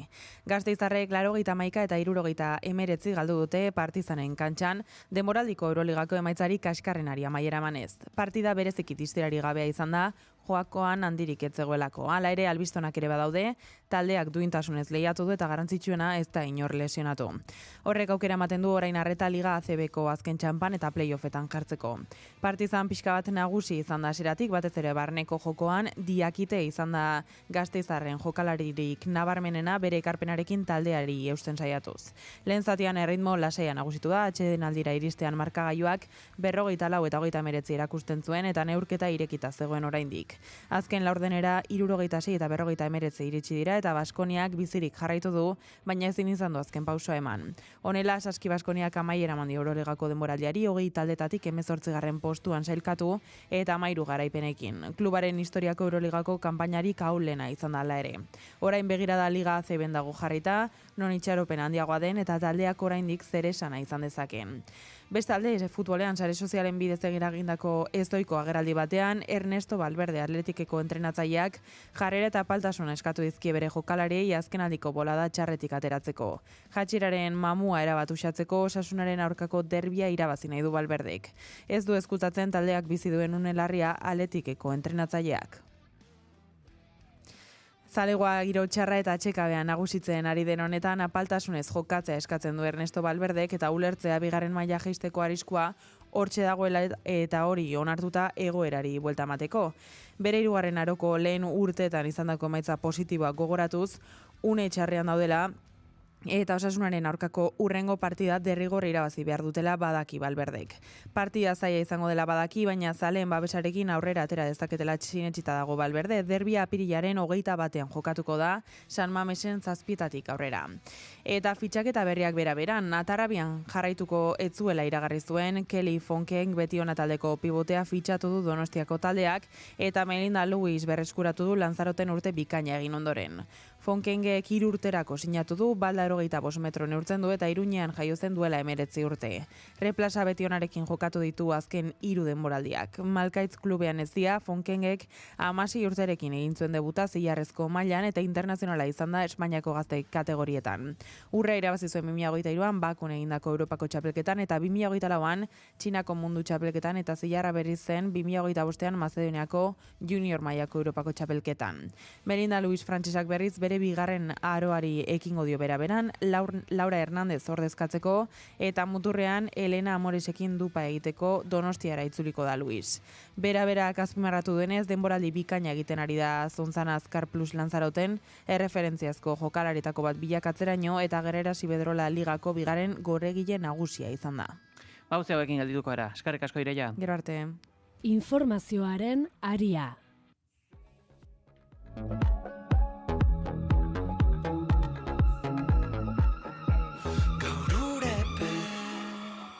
Ekainaren 19 eta 20 mitoaroaren 3. ikuskizuna eskainiko du Zetakek San Mamesen ostegun honetan Bilboko erdigunera eraman dute ikuskizunaren zatitxo bat zuzeneko 3 kantu eskaini ditu Pello Reparazek eta berarekin ziren mitoaren hainbat pertsonai ikuskizun lagin txikiko bat ikusial izan dute bertaraturiko 100 lagunek. Garazi Castaño.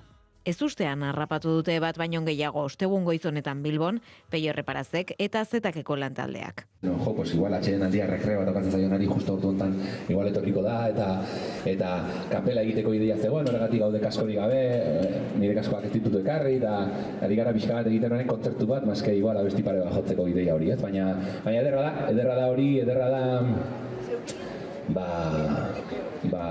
bueno, inbeste maite nuen nire aititeri idatzitako abesti hau orain zuekin elkarranatzea, ez polita da. Beraz, zer esan, eskerik asko benetan, Zetak eta mitoaroa, Ekainaren 19 eta 20an, San Mamesen mituarebaren 3. ikuskizuna aurkeztuko du Zetakek. Navarrarenako eta Ilunbeko arrakastaren ostean etorkizunera begira jarriko da Reparaz. Euskalean nagusian agertu da reparaz, mituaroa 3 unibertsoko hainbat pertsonaia eta figurarekin batera. Horri ez dago, datu basetan!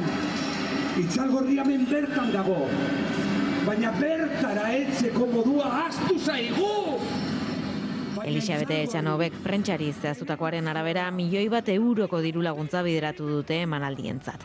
Guztira 700 lagun izango dira lanean, 2 egunetan 80.000 zale biltzeko asmoa du reparazek. Eta gertu du erronka 2.000 sarrera besterik ez baitaude salgai ostiraleko ikuskizunerako. Larun batekoak agortuak daude. Narrazioa eta teknologia uztartuko dituen ekitaldia izango da, eta noski musika izango da protagonista.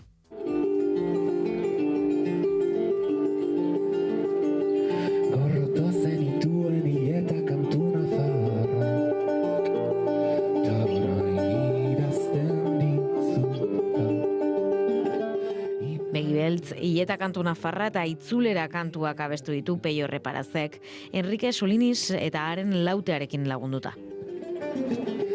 Zaude orain, oskorriren kantutan, itxaskorrietan ekiondoratzen denean, amaren begietan, betirako itzali zinen da ziodunean.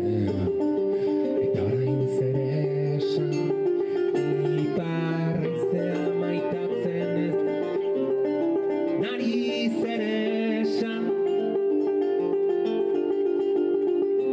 ibar beltzen negu gordin haue peldu zidan nari nola esan.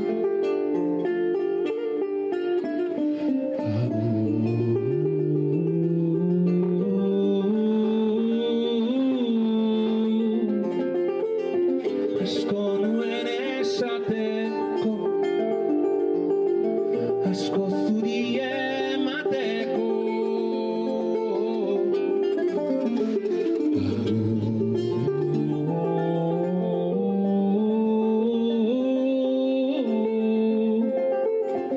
Aragiletik datorrerio,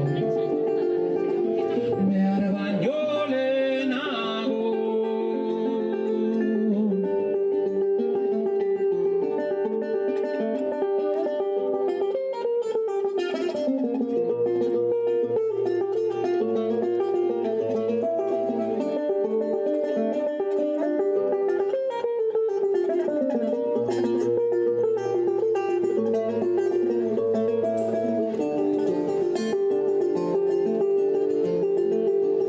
Enara bat kokatu da berriz gure lehion, izatxupe sotan, ure derra bera bezala gauerdi pare hortan, atxeden hartu duzu bat batean, nire kantuen harmonia zen bide lagunari zere esan. Isiltasunaren hizkuntzan ulertzen zidan horri nola esan.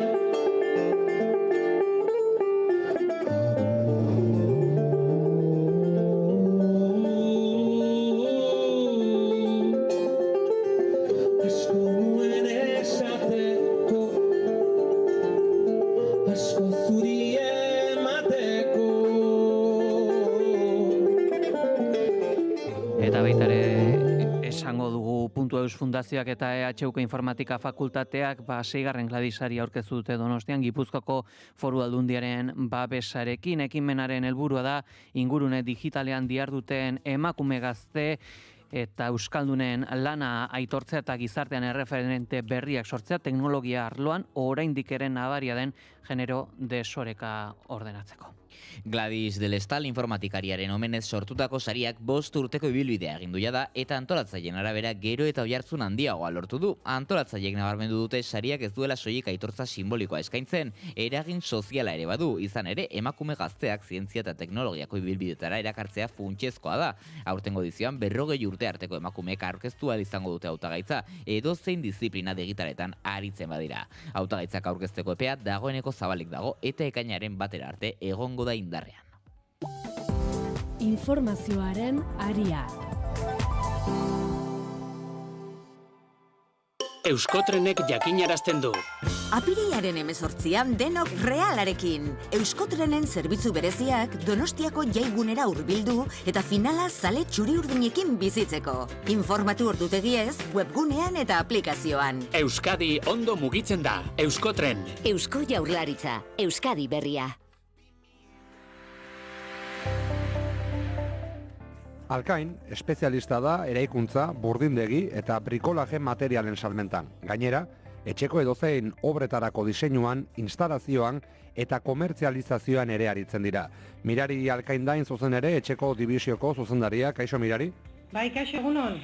Alkainen den eskura diozue zuen promozioetan, eskaintza profesionalentzat eta norbanakoentzat. Bientzat da? Bai. Guk profesionalak eta partikularrak dire gure bezeroak. Bai gure Hondarrabia eta Astigarragako denda eta almazenetan behar duten material guztia aurkitzen dute biek. Bai partikularra eta baita ere profesionala. Gure zentruetan eraikuntza, burdendegia, bainugelak, sukaldeak, leihoak, itxiturak, gelako armairuak, etxe bat berritzeko edo etxe berri bat egiteko edo behar berriei aurre egiteko behar duten material guztia aurkitu dezakete. Etxean eremuren bat berritu nahi duenari, nola laguntzen diozu Alkainetik? Egia esan oso errex. Saiatzen gera hitzorduak ematen, bezeroari arreta on bat emateko eta denborak organizatzeko. Behin hitzordua dugula, bezeroarekin iseri eta bertan bere beharrak entzuten diogu, bere beharra detektatzeko, eta behin beharrak zeintzu diren jakinda, gure erakusketa materiala erakutsi eta bere beharrerako gure iritsiz zen materiala izango litzateken onena erakusten diogu eta ukatzen diogu. Horretarako irude bat edo egin behar badugu, egiten dugu.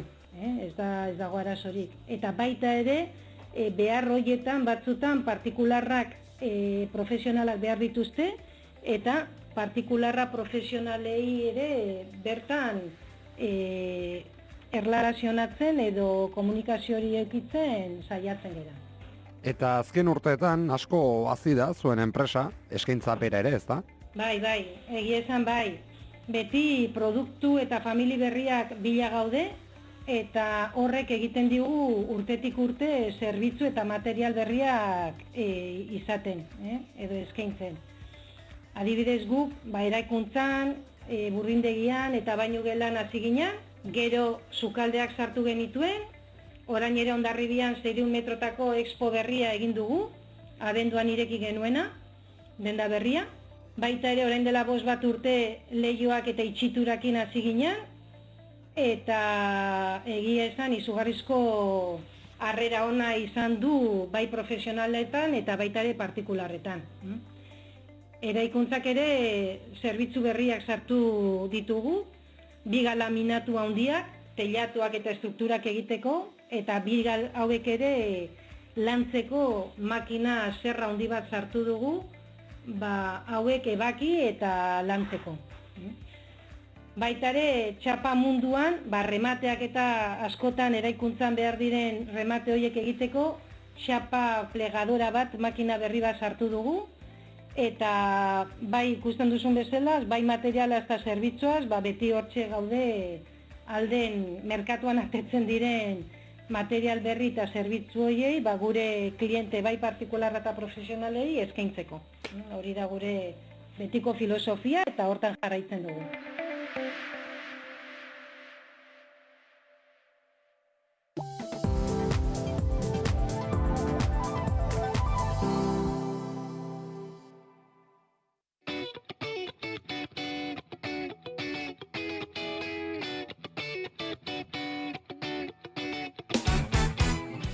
Ia, goizeko 9 laurden gutxi, eta heldu zaigu, ostiral goiz honetan ere analisi mailaren tenorea gaurgan gurekin daude, Malen Dominguez soziologo eta Unai Fernandez de Betoño arkitekturan doktorea. Egunon, zer modu zaudete?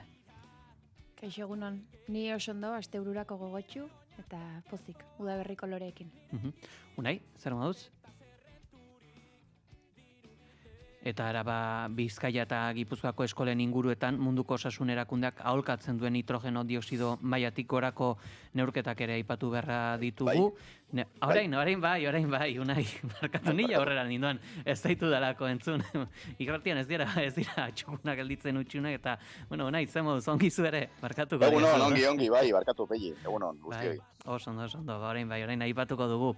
Araba, Bizkaia eta Gipuzkoako eskolen inguruetan munduko osasun erakundeak aholkatzen duen nitrogeno dioxido mailatik gorako neurketak egin dituela ekologistak martxan taldeak, azterturiko 78 zentroetatik 3 soilik betetzen dituzte aire kalitate estandarrak. Eskolen inguruan zarata eta kutsadurarik gabeko guneak sortze dute helburu kanpaina honekin. Emaitzak kezkagarriak direla uste du ekologistak martxanek 2024an onartutako zuzentaraua ez delako betetzen eta 2030erako bide horriak onartzeko eskatzen du. RTVek Francisco Garziaren adierazpenak jaso ditu. Pues la situación es preocupante porque la mayoría de los centros escolares que hemos medido, los datos superan la recomendación de la Organización Mundial de la Salud.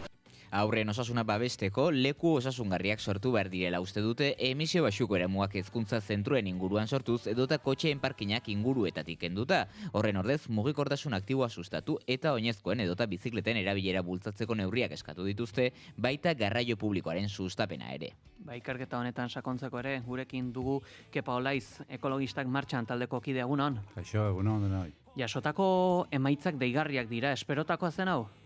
Bai, beste urteetan, ja 5 urte daramagu estado mailan eta gero hemen Gipuzkoan, ja 2 urteetan egin ditugu eta bai, datuak izugarria dira.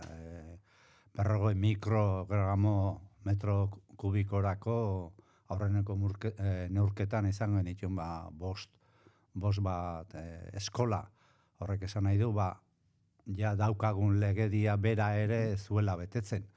Eta hori guan Europatik datorren diretiba, 2030erako 20 mikrora jaisten da, erdira, ez? Orduan, claro, 20ra jetzeko bide luzea da, eta gainez badi hartzen neurri politikoak eta udaletxeak eta zentro beraiek, eskolak eta ikastolak, gauza zaila da hori burutzea hemendik 4 urtera, 2026an gaude, 30 4 urtera gaude, beraz, 4 urtean, merezi du bai udaletxeetik, bai Eusko Jaurlaritzatik, eskolako zentro eta diretiboietatik, eta gero familiak involukratu, hau da, elkarlan bat egin beharra dago, eta beharrezkoa da, pixkat denan konsensuakin da denan pixkat txipa aldatuaz egoerak aldatzen joatea, ez?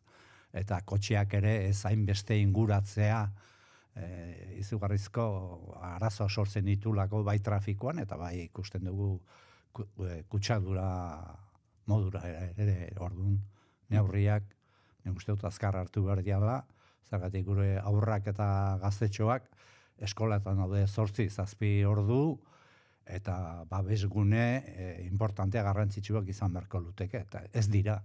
Eta Bilbaon kasuan ere, ospital nagusian, Cruzesko ospitalean, datuak 30-etik gorako isurketa daude, orduan, karo, ospitala da.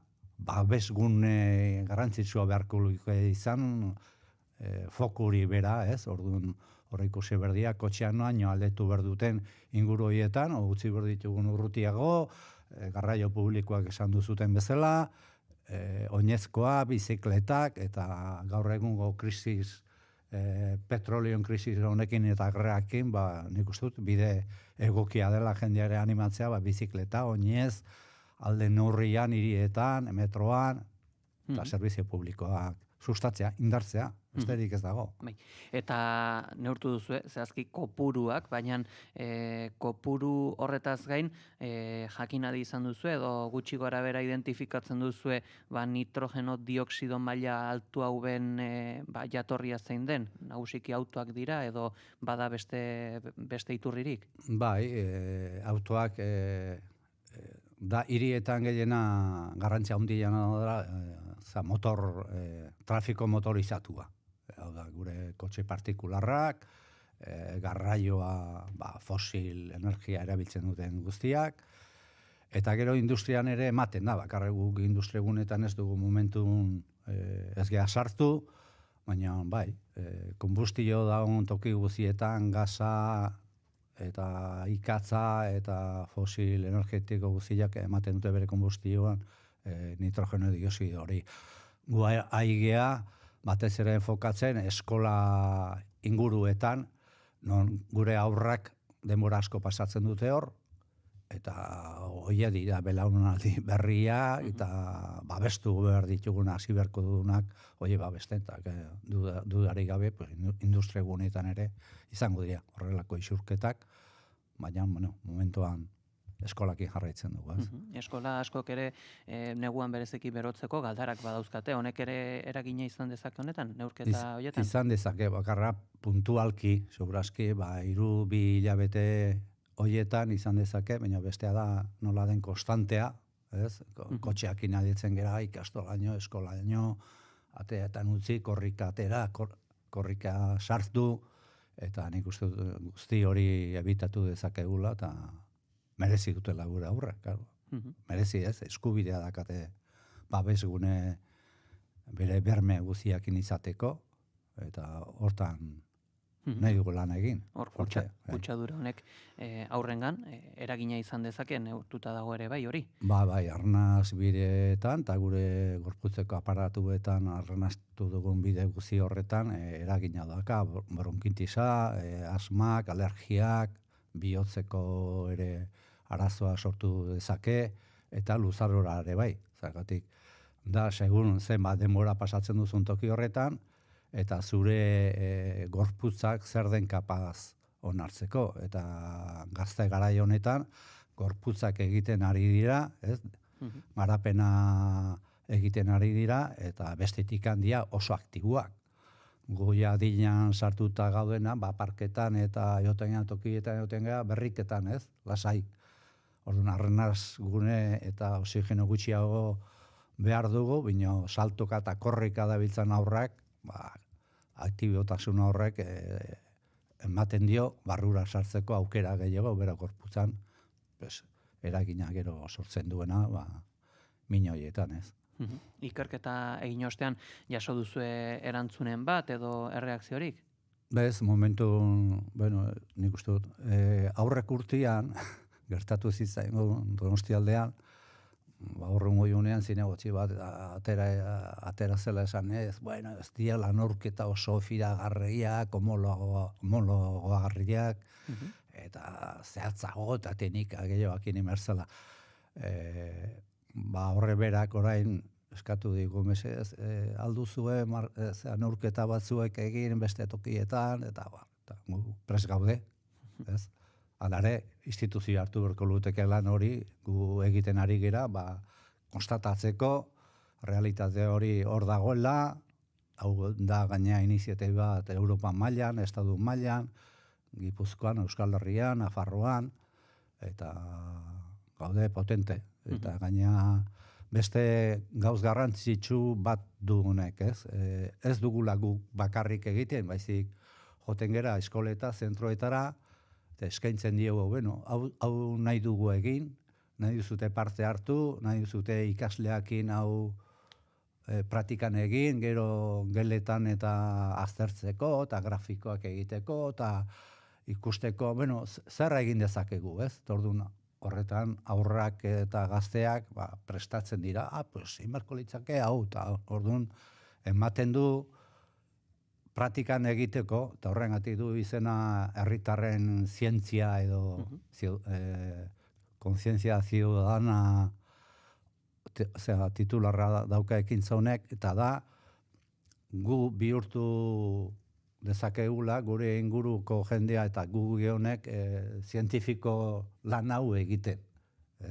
Oso horreza da, jarri berdiana da tubo batzuek, hodi batzuek faroletan, zubaitzetan, ikusi non den egokiana, eta datu horiek bildu, laborategi eraman, horren konklusioak atera, grafikoak egin, eta ematen du gela batin ere ikaslea berak lana egiteko. Eta orduan beraiek ikusten dute, ez? Zerresa den, nola hilezken, eta ze datuak atenaten, zen neurri hartu.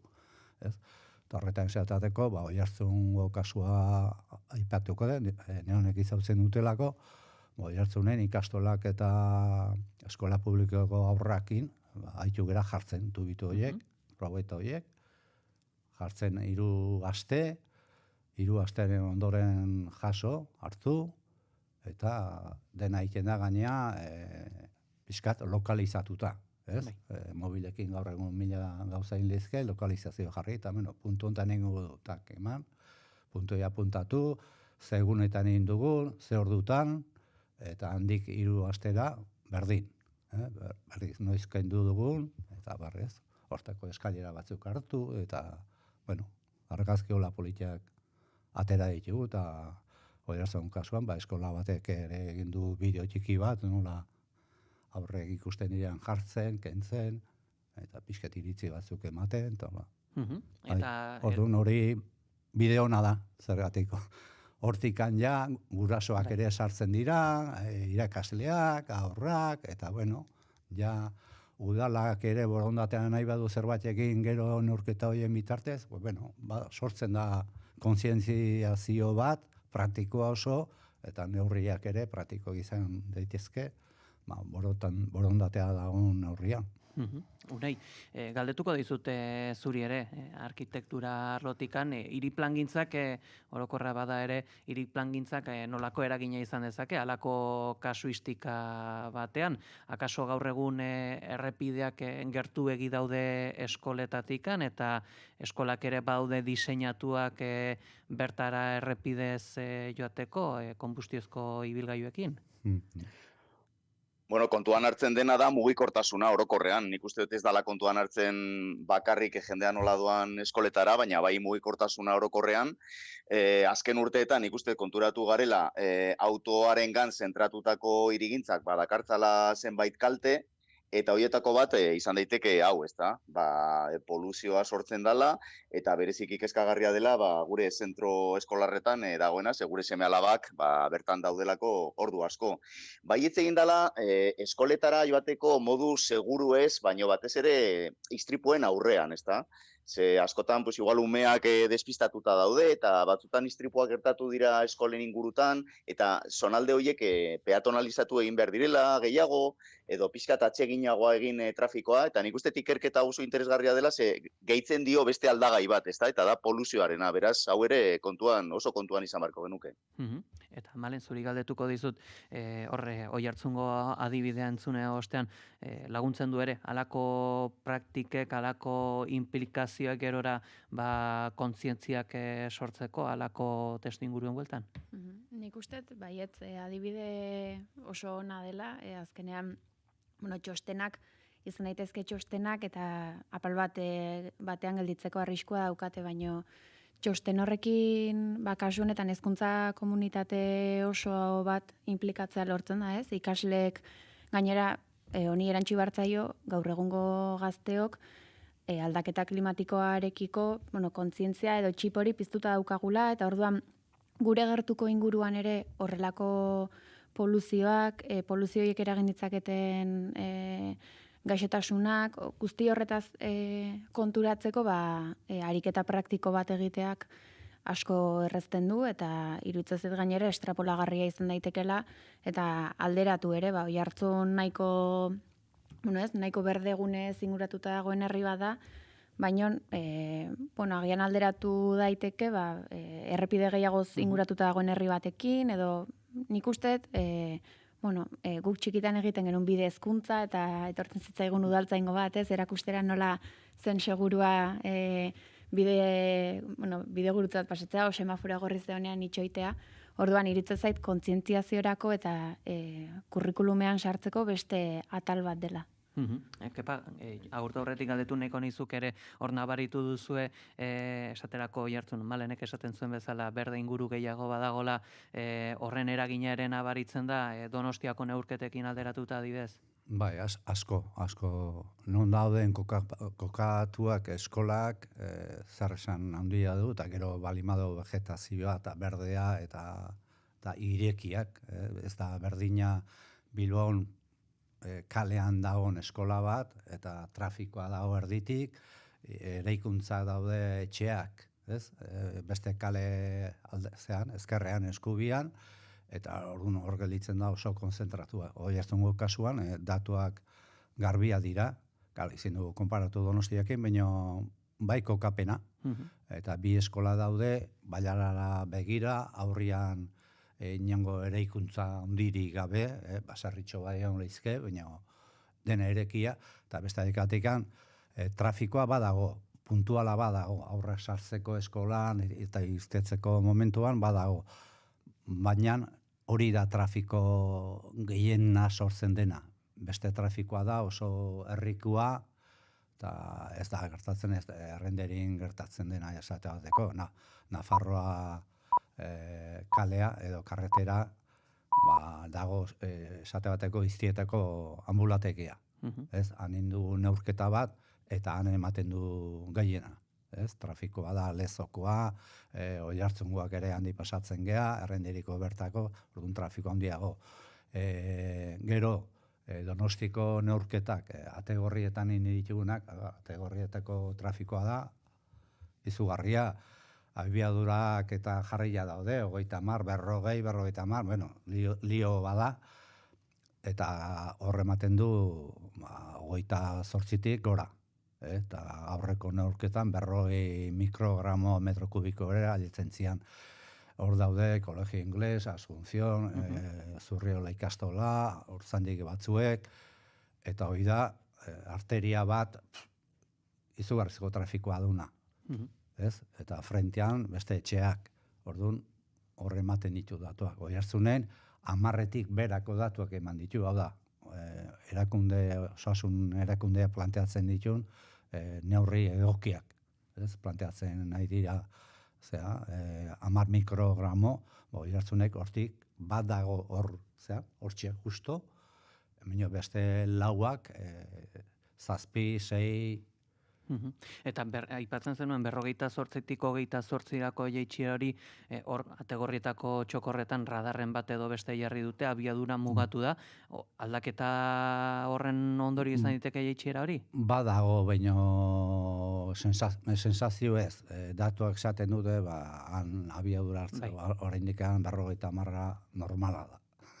Ez da errespetatzen, nik ez dakit isunak eta badauden gaur egun, baina nik uste dut udaletxeak indula intento bat, baina praktikan ez da 30 kilometro orduko hori betetzen. Jetxi da zerbait, aurreneko neurketatik, baina hor ere hegoaldiak eta variazio badaude, neguan egin, udaran egin, badaude variazio txikiak, baina handikan da zonalde gehiena daukana. Eta hor emisio gutxiko zonalde ez da. Izan merke luke. Emisio bajuko zonaldean indugun neurketak horren antzekoak ematen ditu. Orduan esaten dugu, zonalde bajuko emisiotan zer egin dute. Oso gutxi, kartela jarri eta anuntziatu besterik ez, zergatik jetxiera ez da ikusten. Orduan, aparte abiadura gesteagatik, nik uste dut trafikoa ere murriztu egin behar dela. Hor udaletxeak eta bozkak oso kontatuak dituzte, eta hor nik uste dut izua dagoela bozkak galtzeko garaian politiko mailan. Orduan, egiten dira gauzak, baina nik uste dut pixkat indartsuago eta jabetu behar gala, planteatu behar dela jendeari garbi, nahi badugu osasuna babestu, zer egin behar den, kotxeak urrutiratu, gutxitu, gero etorko dira elektrikoak, baina trafikoa berdina izango dugu, ez badugu murrizketari planteatzen, eta beste arazo batzuk, ez. Gauzi hauekin geldituko era, Kepa Olaiz, ekologistak martxan taldeko kide, eskerrik asko gizonetan gurean izateagatik. Vale, mila esker zuei, gora, arte. Informazioaren aria, naiz irratia. Goizeko 9:03 Iran pozik agertu da Libanoko 10 su-etenagatik estatu batuekin duen negoziazioan herrialde pertsiarra jasodako baldintzetako bat, bien bitartean lehen ordu hauetan Israelek jada su-etenaren ez betetzea hainbat egin dituela salatu du Libanoko armadak. Lander Martínez, egunon? Egunon Pelli eta egunon entzuleok. Iranek postasunaz ospatu du ostiral honetan Libano eta Israelen arteko su-etena Ameriketako estatu batuekin joan den astean adostutako su-etenaren parte dela azpimarratuz eta bide batez tropa israeldarrek Libanotik alde egiteko eskatu du. Ismail Bagei Irango atzerri ministerioko bozeramaileak Press TV telebistan adierazi duenez eskualdeko eta nazioarteko hainbat alderdirekin elkarrizketak hasi zirenetik Islamabadeko negoziazioak barne Irango Errepublika Islamikoak etengabe azpimarratu du eskualde osoan Libanon barne aldi bereko su-etena beharrezkoa dela. Horrez gain Bagaik Israelek Libano hegoaldean okupatutako lurretatik alde egiteko eskatu du eta estatu sionistak atxilotutako libanoar guztiak aske uzteko berehala. Su-etenaren albistea pozez jaso dute ere Libanon bertan, ospakizunak egin dituzte herrialdeko hainbat puntutan 6 asteko erasoaldiaren ostean. Hala eta guztiz ere Gazan sistematikoki gertatzen den bezala, lehen ordu hauetan agerian geratu dira Hezbolak ez baizik Libanoko armadak berak saratutako su-etenaren urraketak Israelen partetik. Hain zuzen, ostiral goizaldean Israelek su-etena indarrean sartu eta ordu batzuetara egindako erasoak aipatu ditu. Ohar batean Libanoko indar armatuek esan zuten Israelen hainbat eraso eta aldizkako bombardaketak erregistratu zituztela hainbat herriri eragin dietenak. Hauek aipatuta egunaren nondik norakoak ere aipatuko ditugu. Itxaso Leon, egunon? Egunon, Pei, egunon entzuleok. Ostiral honetan manifestazioa deitu du salaketak Zabalako espetxean berrik hildako presoaren kasua salatzeko eguerdiko 12:00 Beste elkarretaratze bat Kabezonde Txauri Bizirik plataformak Sarbilgo makroproiektuaren aurka deitu duena. Bilbon ere kontzentrazioa deitu dute Global Sumud ontzidiaren irteeragatik. Stop sionismoarekiko lankidetza lelopean, gainera Iruñan preso palestinarren egunean performantza egingo dute, haieten berriz mobilizazioa dute institutu bat eskatzeko. Elak eta labek prentxaurrekoa emango dute gaur elkarrizketa sozialean ez parte hartzearen lakuak ezarritako zigor legala dela eta bi sindikatu horiek elkarretaratzeak deituko dituzte ere udaletxeko langileen kontura. Eta bestalde H. Bilduk ere prentxaurrekoa emango du, kasu honetan Nafarroako osasungintza publikoaren egoeraz hitz egiteko. Bilbon kanabisaren azoka egingo dute estatuko handiena eta naizek ere bisitatuko du, eta Bizkaiko Aldundiak batzar nagusietan hartuko du hitza tasa turistikoaren arau foralaren proiektua azaltzeko. Kulturan aurre ikusten ditugu besteak beste Inopia Quebec sorkuntzarako espazio berriaren aurkezpena, liburuaren eguneko ekitaldien aurkezpena ere egingo dute Donostian, eta zinemaldiari dagokionez atzera begirakoen iragarpena espero da gaurko. Hoiek ostiral honetako aurre ikuspenak. Guzti hauekin heldituko gara, eskerrik asko Itxaso. Gero arte. Eguraldia eta trafikoa naiz irratian. Errepidetan bada nabarmentzeko jazoeraren bat? Ez dugu aparteko gertakaririk nabarmentzeko, lasaitasun honetan Euskal Errepideetan. Eguraldiaren nondik norako guztiak jaso horretik esango dugu, egun txukuna espero dugula gaurkoan eguraldiari dagokionez, zune honetan 12 gradu dauzkagu, Gasteizen 11 gradu Iruñan, 13 gradu berriz, Bilbo, Maule, Donibane Garaziala Donostian, eta Baionan 14 gradu eguraldiaren nondik norako guztiak, Iker Ribarruzeak. Eguraldi egonkorrarekin jarraituko dugu ostiral honetan ere. Goizpartean behelaino trinko xamarra agertuko da berriro ere barnealdeko bailaretan, baina bereziki Araba erdialdean, bertan gainera desente kostako zaio jasotzea, naiz eta goizean zer jasoko duen. Kostaldean ere hodei basu batzuk agertuko dira, baina bestelako ondoriorik ekarri gabe. Ondoren, zeruan behin behelainoa jasostean, goi mailako hodei fin batzuk ikusiko dira, zeruari tarteka kolore zuriska emanez, baina eguraldia ederra izango da. Eta arratsalde partean ere antzeko joera errepikatuko da, akaso barnealdetik barna erdi mailako hodei gehiago agertuko da, baina ondoriorik ekarri gabe. Kostaldean ere tarteka hodei basu batzuk agertuko dira, baina giroa argia izango da. Gauean, ipar isuri aldean, hodei basuek ugaritzera egingo dute. Haizeak goizean aldakor eta ahul joko du, arratsaldean iparraldetik finkatuko da, baina indar handirik gabe ibiliko da. Temperaturek, minimoek, gora ingo dute, 7 eta 12 gradu bitartean errendituz. Maksimoek aldiz, kostaldean bera ingo dute, Kantauriar isuri aldearen barnealdean antzeko mantenduko dira, eta ego isuri aldean aldiz gora ingo dute. Ipar partean, 17 eta 23 gradu bitartean errendituko dira maksimoak, eta ego isurian 22 eta 28 gradu bitartean, temperatura maksimoetan freskoenak, kostaldean neurtuko dira, altuenak aldiz, Erriberan. Informazioaren aria. Etxean berrikuntzak egin behar dituzu, behar duzun guztia daukagu. Sukaldeak, bainugelak, zeramika, armairuak, leihoak, zoruak, ateak, denetarik leku bakar batean. Alkain Hondarribia eta Alkain Astigarraga. Erantzunik profesionalena eta aholkularitarik onena mota guztietako etxeetan espezialistak direnen eskutik. Bai, Alkainen! Kultura eta hizkuntza politika sailak, hizkuntza politikarako sailburu ordetzak diruz lagundua.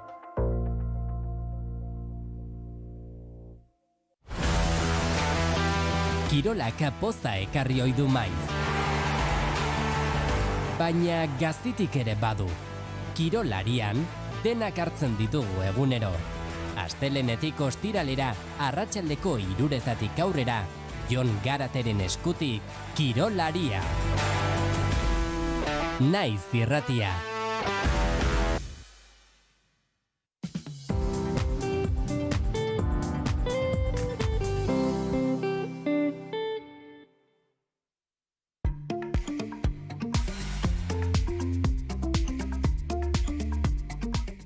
Goizeko 9:00 eta 10:00 hemen jarraitzen dugu Naiz irratiko informazioaren arian analisi mailaren tenorean eta bestelako aipagai batekin jarraitu beharra dugu. Opa Herri plataformen manifestazioak deitu bai dituzte Gasteiz, Bilbo eta Donostierako larunbat hontan aurretiaz elkarretaratze jendetsuak ere burutu dituzte. Osasungintza publikoa mediku gehiago murrizketarik ez zala sailburuaren agerraldi mediatikoak salatu izan dituzte. Larunbat honetarako manifestaziora bidean Mireia Saiz dugu gurekin Opa Herri plataformetako kide, egunon.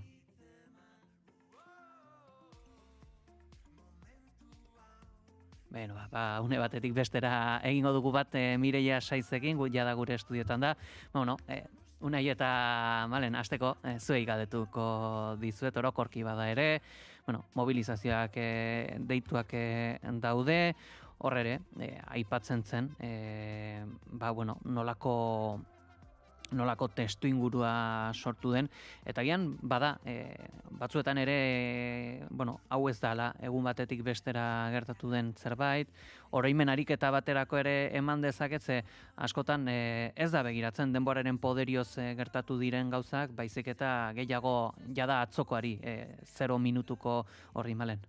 Bai, egia esan, pixkat pandemia izan zen, ez, osasun arloko bai Nafarroko sistema, EAEkoa, mundu mailakoak pixkat kolokan jarri zituen elementu handi bat, behar izan handiak egon zirelako. Orduan, nik uste pandemiatik gaur arte, mobilizazioak ere areagotu direla, edo kontzientiago bihurtu gerala, Osakidetzan EAEren kasuan, nolako utxune edo herritarren beharrizanak guztiz asetzeko ez dauden baliabide horietaz kontzienteago gerala.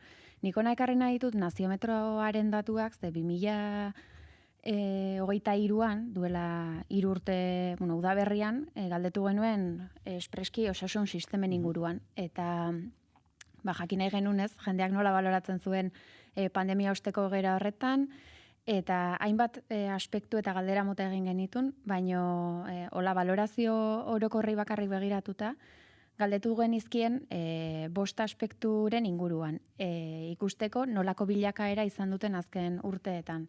Eta hoietako 3 esaten zuten nabarmen egin dutela bera. Eta hoiek dira, hitzordu presentziala eskatzeko aukerak, lehen mailako arreta eta osasun langile kopurua. Eta, eunekoi begiratuta, 10-tik 7, 10-tik 6, eta bestean ere, 10-tik 5. Esan nahet, proportzio oso altuak dira, 3 aspektu hoietan, beherakada nabarmena,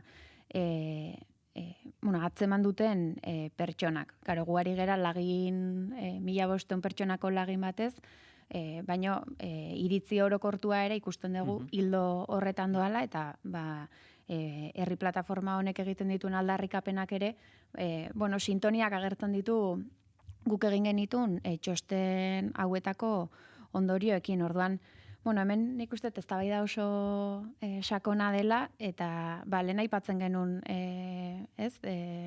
nitrogeno isuriekin batera, politika publikoak egiterako orduan, herritarren bizitzen aldeko posizioak edo erabaki politikoak hartu behar dira, eta hartzen ez diren momentuan, ikusten da, hori, gure osasuna bermatzeko baliabide nahiko ez dagola, horrek arriskuan jartzen ditu gure bizi kalitatea, gure bizi baldintzak, prebentzio lanak kasu askotan, eta nik uste herritarroi dagokigula horren aurrean protesta egitea eta aldarrikatzea gure bizitzen alde osasun neurri sendoak eta hartu behar direla.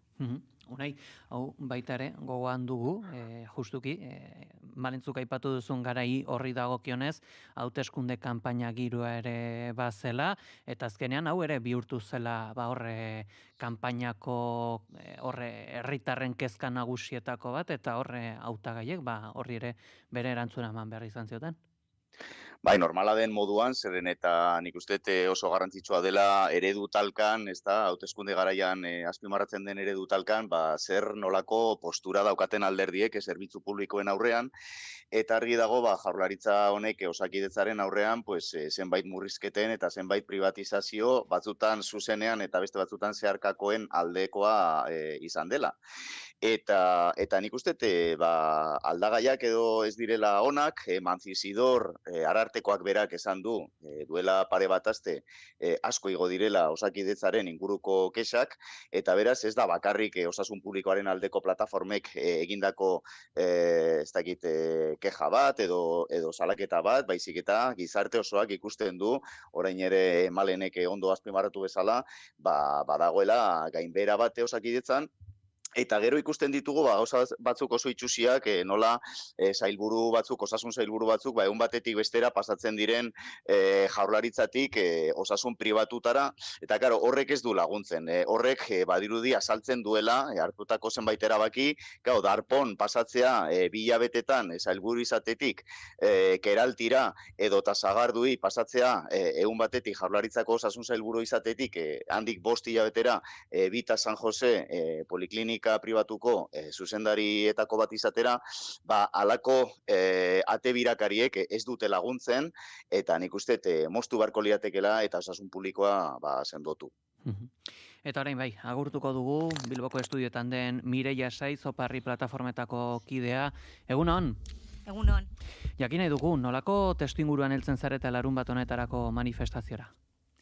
Bueno, entzun duzue nola gizartearen kesa osoa dela, ez bakarrik Opa Herri plataformako aldarrikapenak, baizik eta gizarte osoarenak, eta lehen esan bezala, kideak komentatu duen bezala, arartekoak horren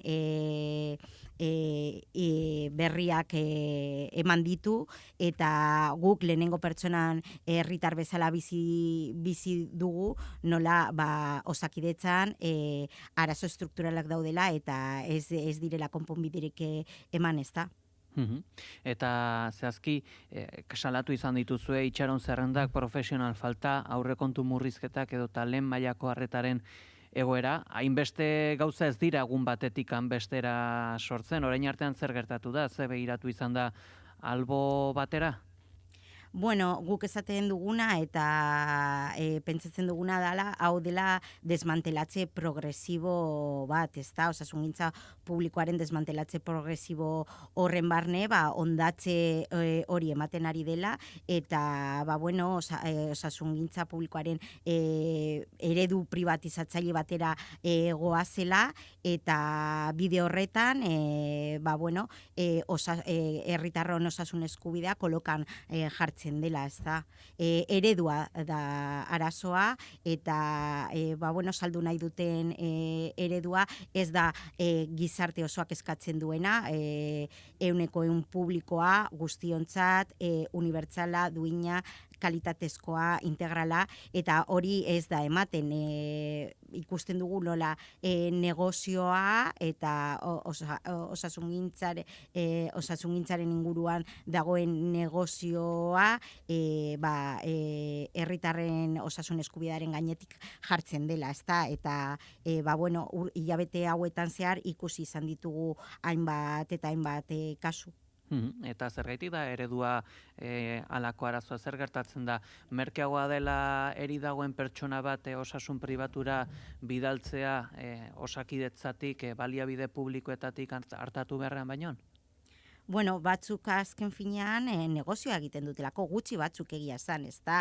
Baina negozio horiek hainditu behar dira eta ikusten dugu nola lehen arretan adibidez zailtasunak ditugunean arreta jasotzeko nola jendea, hori kezka horregatik bere osasuna mai gainean dagoelako azkenean beste alternatiba batzuk bilatu behar duela, ezta? Ikusi dugu nola seguru pribatuak igo egin direla eta nola osasungintza publikoa aukera bat ematen ez dizunean, azkenean klinika pribatuetara bideratzen direla errekurtsoak eta orduan negozio hori elikatu behar da eta osasungintza publikoaren ondatze progresibo horretan hor badago jendea joatea zerbitzu horietara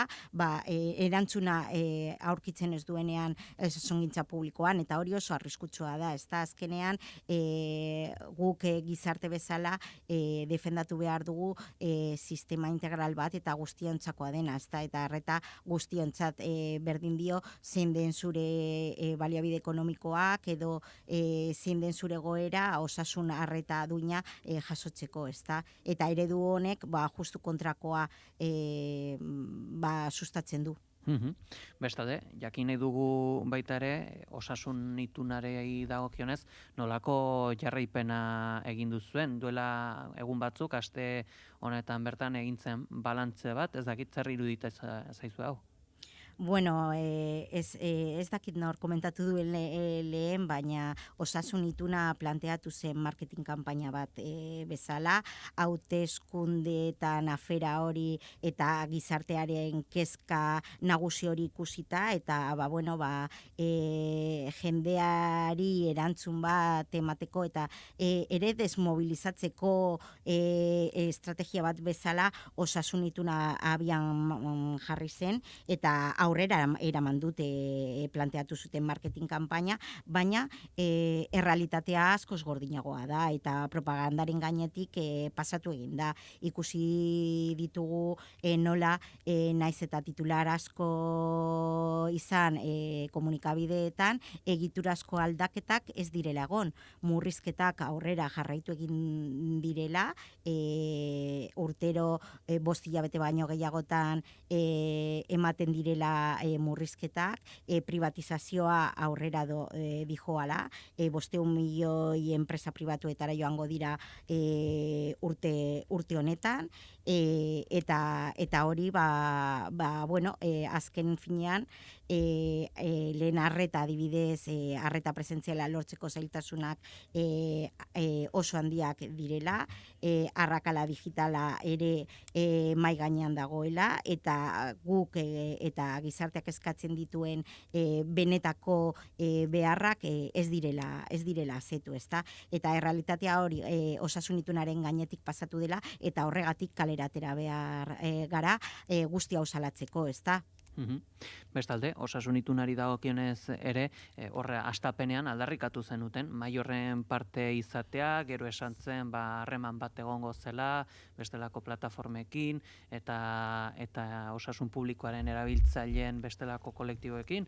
Nolako izan da harremana? Egon da harremanen bat, edo bilerarik izan duzuen noizbait osasun sailaren goi-kargoiekin? Ez naiz eta bide askotatik eskatu, kontseilarearekin bilera eskatu izan dugu, gure aldarrikapenak eta gure planteamenduak helarazteko, eta ez digu erantzun. Eta osasun ituna ikusi dugu nola ez duen izan babesa gizarte mailatik, ez partidu politikoetatik, ez sindikatuetatik, ez gizarte eragiletatik. Orduan, guk guk saiatu ginean gure partea jartzen, baina lehen momentutik ikusi izan nola ez zegoen inolako borondaterik Opa Herri Plataformako eragile bat bezala hor barnean egoteko, ez da, azken finean guk mai gainean planteatzen ditugun gauzak, ez dira haiek publikoki kaleratu nahi duten zerak eta ekintzak, ez da. Bestalde ere, aipatu izan dugu, aste honetan ere txertuen krisia, iraungitako 21 motako txerto banatu izan dira, 274 bat dosi, nolako balantzea egin duzu ere jazoera honetaz? Bueno,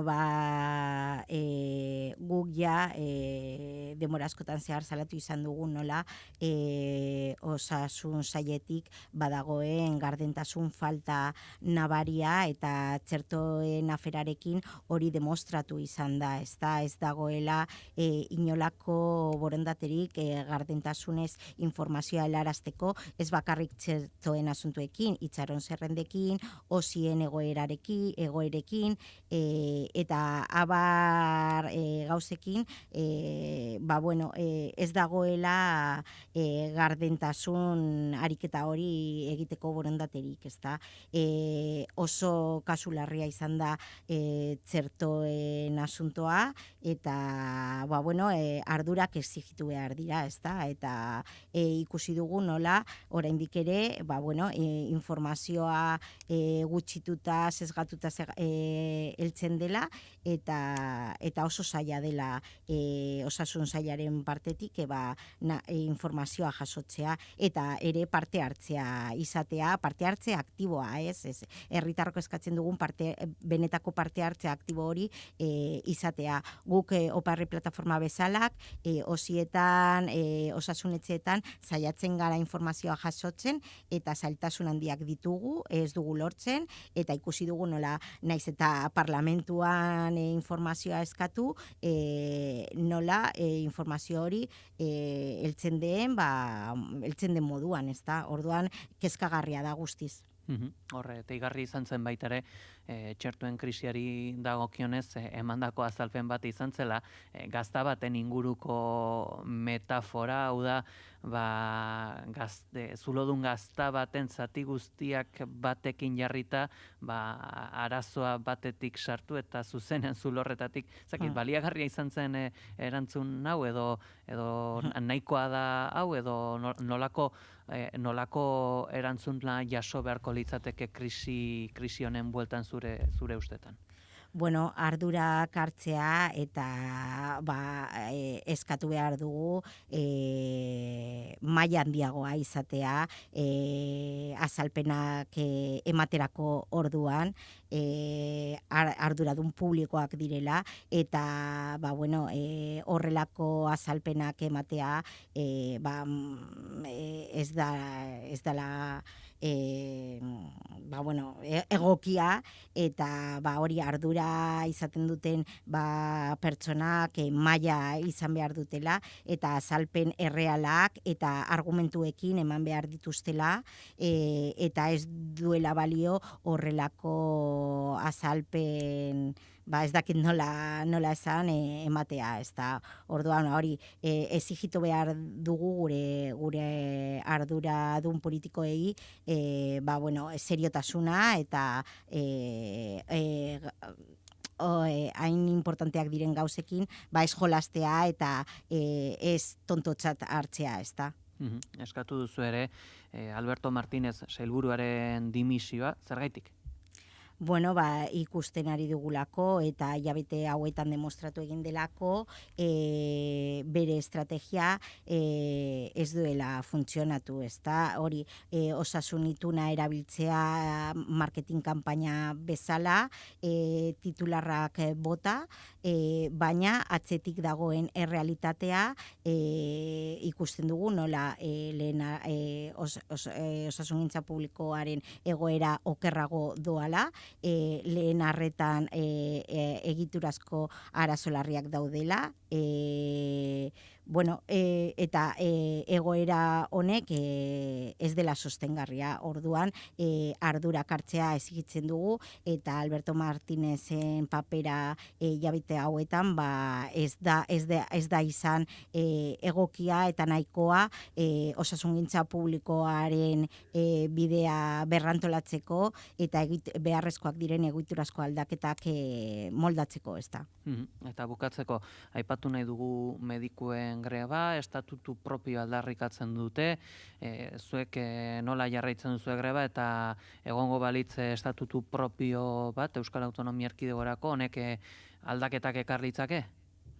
Bueno, gu pentsatzen dugu Parri plataforma bezala osasungintza publikoa ekipo multidisciplinarren eskuetan dagoela eta zutabea direla ekipo multidisciplinarrak, ezta? Eta guztion papera garrantzitsuak direla, medikoak, erizainak, garbitzaileak, guztiak garrantzitsuak direla osasungintza publikoa aurrera eramateko.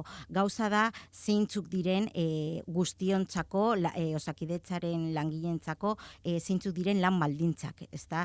Eta ze egoeratan egiten duten lana, ezta? Eta hori da asuntua, eta medikuen zein Osakidetzako langile guztien lan baldintzak hobetu behar dira, egonkortu behar dira, eta hori medikoen greba baino askoz konplexuagoa da, eta Osakidetzako langile guztien lan baldintzak begiratu behar dira, ezta? Orduan, arazo bat da medikoen greba, baina ez da arazo nagusia, ezta? Guzti hauekin adituko era. Mireia Saiz, OPA Herri Plataformetako kidea, eskerrik asko. Eskerrik asko zuei. Goizeko 9:30 jada, jakin nahi dugu, nola ikusten duzuen egoera hau, horre Saizek salatu digu, osasun gintzari dagokenez, edo txertuari dagokenez, kasuistika zehatz honetan, gardentasun faltaz kexatu da. Unai, jakin nahiko nukezu legebiltzarkidea izan zela, nabaritu izan duzu hori? Bueno, gardentasuna falta izan da, hasieratik ez dute informazio guztia eman, nik uste baitare minimizatu edo gutxitu, txikitu egin dutela arazoa, bai jaurlaritzatik, bai legebiltzarretik, tertulianoek ere batzuk minimizatu egin dute gaia, eta, zuk aipatu dituzu datuak, 21 txerto mota eta ia 300 afektatu, ez dira zenbaki txikiak, eta nik uste horrek ez diola bakarrik kalte egin Osakidetzaren nolabaiteko bere ospeari, baizik eta gehiago jaurlaritzaren gobernantza ereduari, pixkate opakoa izan dena.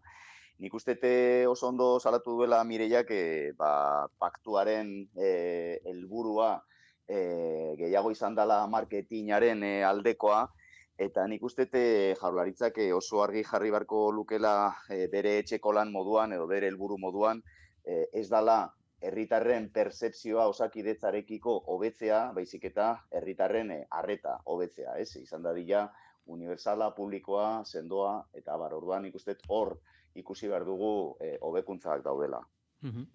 Zuk ere ikusten dituzu pertzepzioari dagozkion elementu horiek?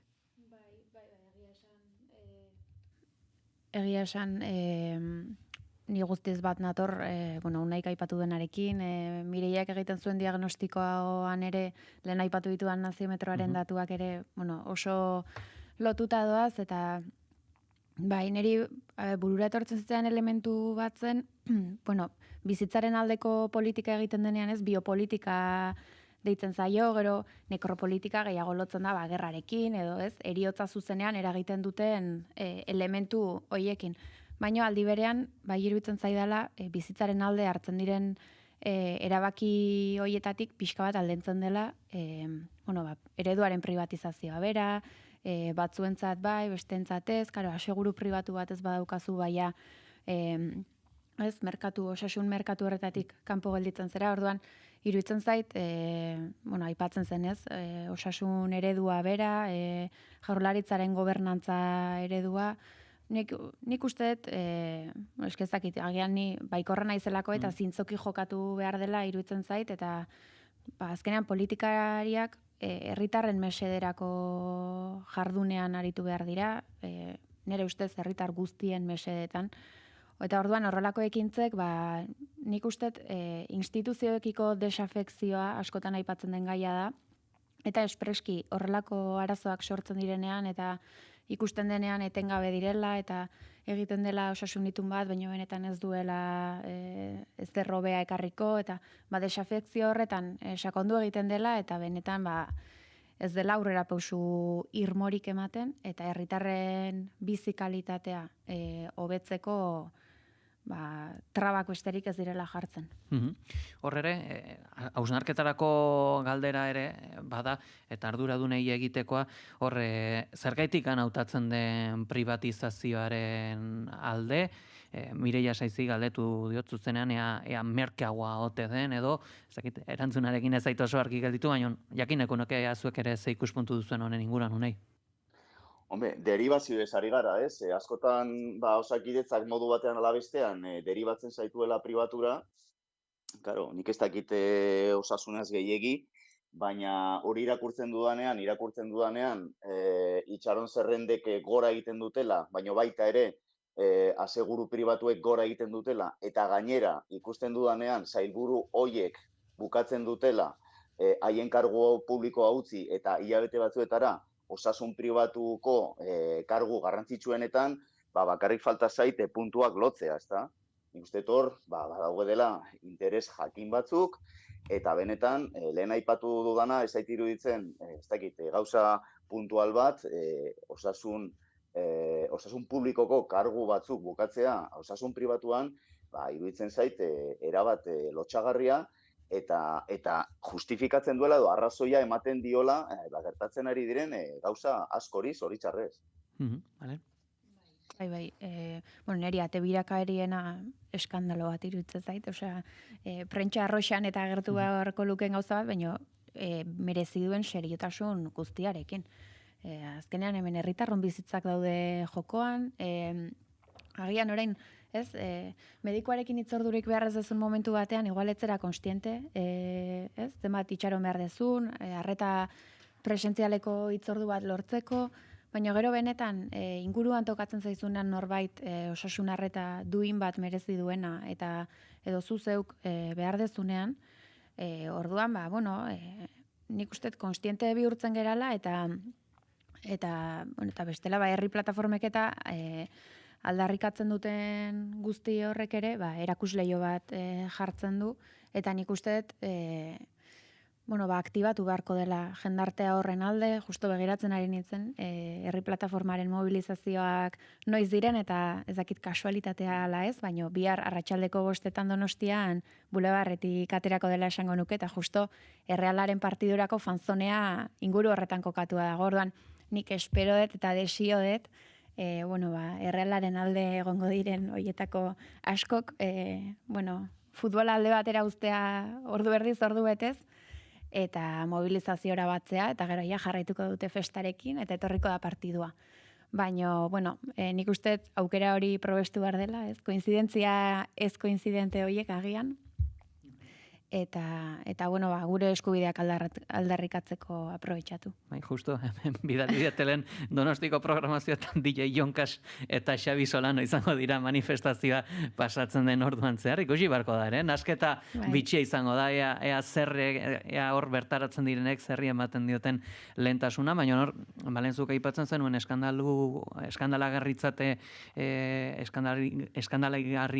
izateko pertzepzio horren inguruan, egun hauetan, arreta deitu didan elementuetako bat ere, bazen, ostegun honetan, Iñaki Iriondo lankideak, horre, zehazki, iragarri zituela,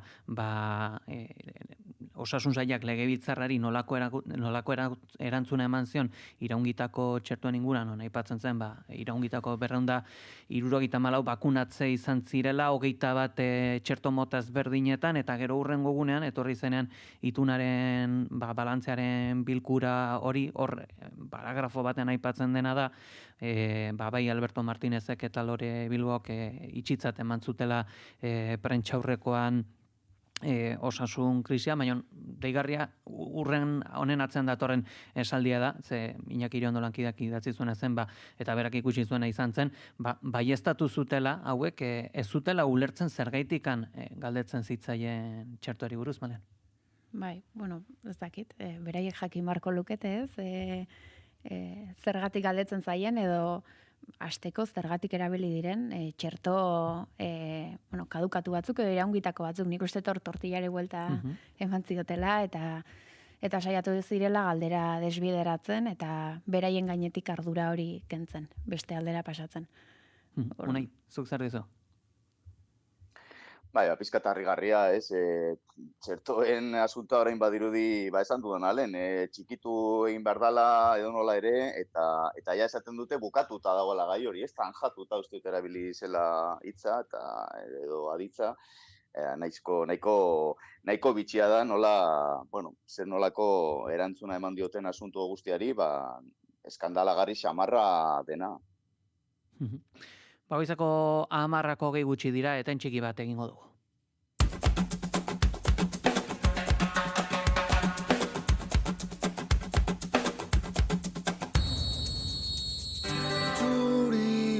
Txuri urdin maitea, txuri urdin aurrera, beti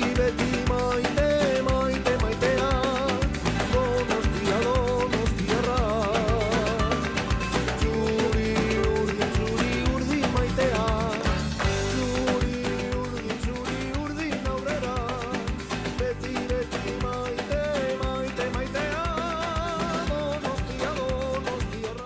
Bueno, etena baino aurrera pausoa eman dugu, eta kantu honekin gutxi gora bera pentsatu dezakezue zerri buruz hitz egin beharra dugun, errealari buruz hitz egin beharra dugu. Gaur ordubietan irtengo dira Zuri Urdinak Zubietatik eta igandean bueltan izango dira ordu berean, talde Txuri Urdinak entrenatu ostean hartuko du Sevillarako bidean, 3:10 hartuko dute Hegazkina, Lander. Bai, ehundaka zalek jokalarien autobusa agurtzea espero da, ondoren aipatu moduan, 3:10 hartuko dute Hegazkina, 4:20 Sevillara iristeko. Behin Andaluziako lurretan arratsaldeko 7 eta 4 Mataratzo eta Oiarzabalen prentxaurrekoa dago iragarrita, eta iluntzeko 8 eguneko bigarren entrenamendua egingo du taldeak. Larunbatean finalean gertatzen dela, Txuri Urdinak igande eguerdian itzuliko dira etxera. Hegazkinak ordu 1:10 lur hartuko du Hondarribian, ordu 2 aldera Zubietara heltzeko asmoz. Esango dugu taldekide guztiak prest daudela, eta prest daudenak baita ere kazetariak dira. Une honetan Sevillara bidean, Jon Garate lankidea, egunon? Haupa, egunon, entzuten gaituzue? Bai, ederki asko, nolako gira duzu hor, ezakiten, naiz neta deitu daiteke edo naiz taldearen ibilgailua? Izan daiteke, hemen goaz Aitor eta biok Alektor alboan dut, eta, konexioarekin arazoren bat bortzan, pixka mozten doa, baina hemen goaz, esango dugu, ez dakit. Bero, kablez josita alde batetik bestera. Bero eta berotzen. Gure seta montatu dugu hemen autoa, baina gustura, ondo. Hori da. Ba, ondo, hemen torkema da eskubitara utzi dugu. Hori da, Burgos pasataia eta bidean goaz. Eta, zentzurik kiroli dagokion zentzurik teknikoenean, gureak ez diren kirol kontuak zuei galdetu beharra dizuegu. Atletico eta Reala nola heltzen dira, sasoi puntuan heltzen dira final honetara? Atleticoren aldetik, ikusi besterik ez dago, Txapeldunen Ligan Bartzelona kanpoan ustetik datorrela, egia da, azken 6 partidatatik bakarra irabazi duela, baina ezin esan daiteke Atletico Madrid inoiz ere ez dakit, tentu zibiltzeko taldea dela, bai ala bai, ezin duzu erraztzat hartu naiz eta taldea gaizki egon, eta beti ere Atletico Madrid gainera ez duela joko askorik behar futbolean, mina sortzeko. Ez, eta topikotan sartuta, ez, azkenean finalak irabazteko dira, tabar, eta hasiera batean Atletico de Madrid, aurkari zaila da Errealarentzako. Errealaren kasuan adibidez, baja batzuk edo beste bat duda batzuk baditugu, kaso Zubeldia, Gorrotxa iritsikote diren. Eta aurrez aurre jokatu behartzaile, gogotsu. Final bada, partida bakarrera, eta hori... Bai, amaikaen kontra, eta amaikaren kontra. Nola ez? Saiatu eta behintzat gozatzera final bada, eta lehen da biziko gauza, zaletu behintzat gozatuz Erreala ez dugu askotan finaletan ikusten. Bai, dagoeneko batzuek bidean ikusi ditugu, Andoindar batzuekin topatu gara, eta bagoaz. Hor, Realak aurten denboraldi gora beratxoa izan zuen, bereziki katramilatxoa izan zen hasiera, hor Sergio Francisco kargugabetu zuten eta guzti. Ez dakit, denboraldi hasieran akaso inork ez luke uste zuri urdinak ona helduko liratekenik, ez da? Bai, alaxe da. Nik uste Imanol Egutzi eta Sergio Francisco talde hartu zuenean, zalantzak baziren, taldea nola erantzun gote zuen, denboraldi hasiera oso kaskarra izan zen, baina gero, mataratzo iritsi zen, badirudi hor asmatu zutela, ez dakite, joko aldeti baino nik uste, jokalariekin eta hartu eman oso ona izan duela entrenatzaile italiarrak, eta, Amerikarra, italiarra ere bada.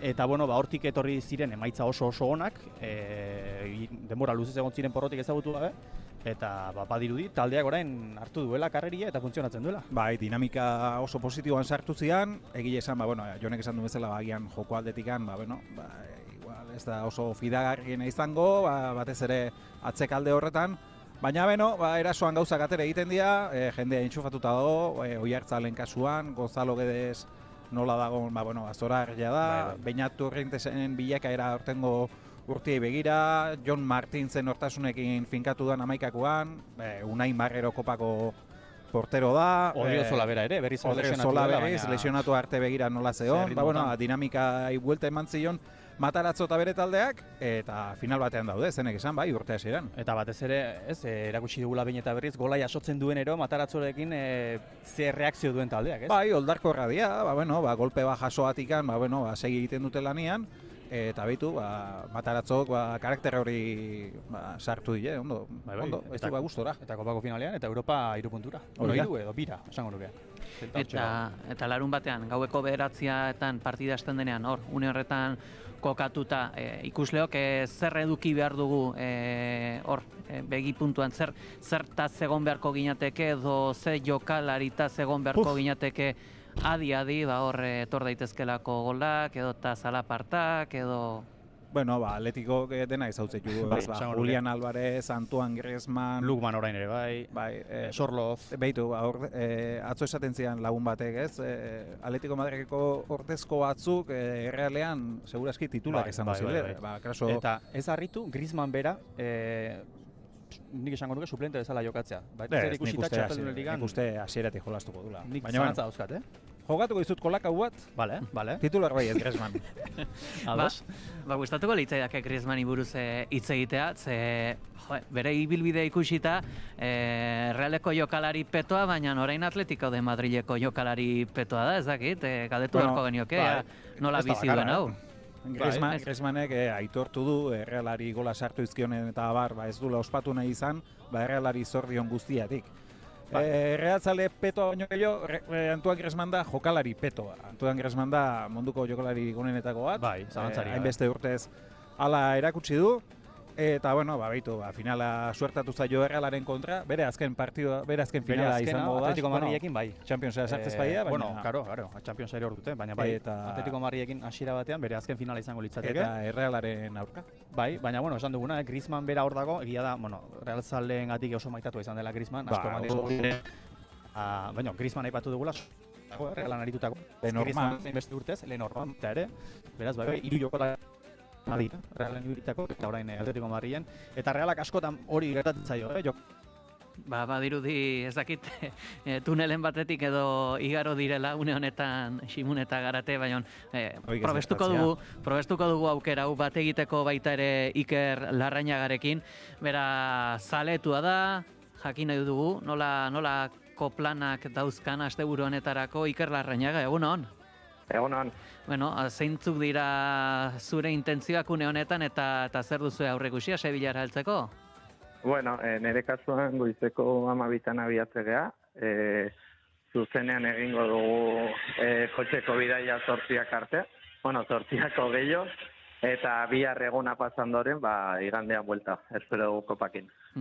Nolako plana duzu edo zuzenean joango zarete horre realtzalentzako egokituriko txokorretara, bertatik partidura, edo bestelako zerbait egiteko intentziorik edo baduzue? Bai, fanzonean jarri dute habilitatuta kotxentzako parki moduko bat, eta hori aprobetxatuko dugu han utziko txea eta Sevillan eguna pasatzeko, eta gero hor dakago etxe bat hor irian, bertan.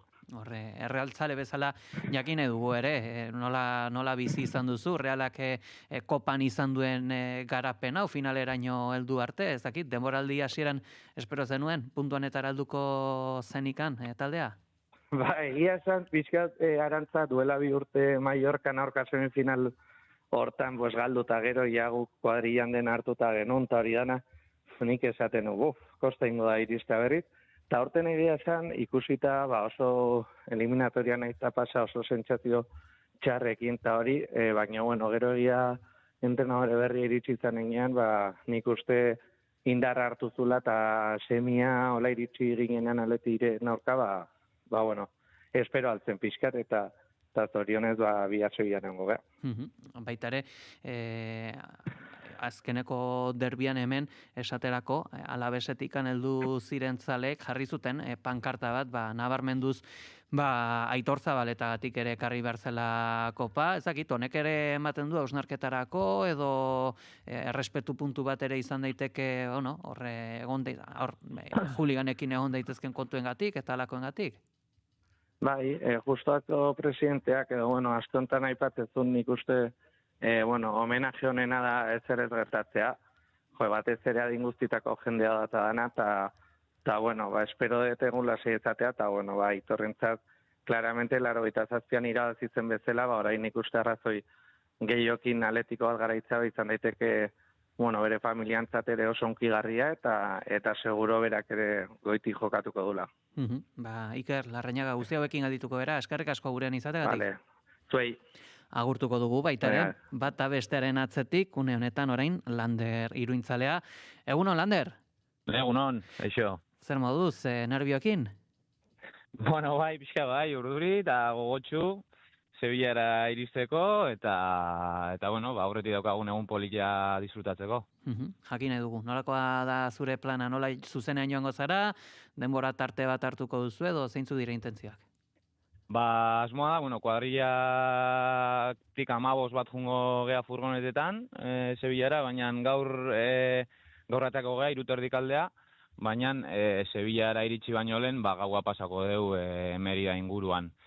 Eta bihar goizian goiz, 8:30 Meridatik Sevillara abiatu, eta kalkulatzen dugu 11:00 aurrera edo behintzat furgonetak aparkatuta uztea eta egunaz disfrutatzea. Nola ikusten duzu taldea, zer gertatuko da finalean? Reala garaile, ala partidu zaila izango da?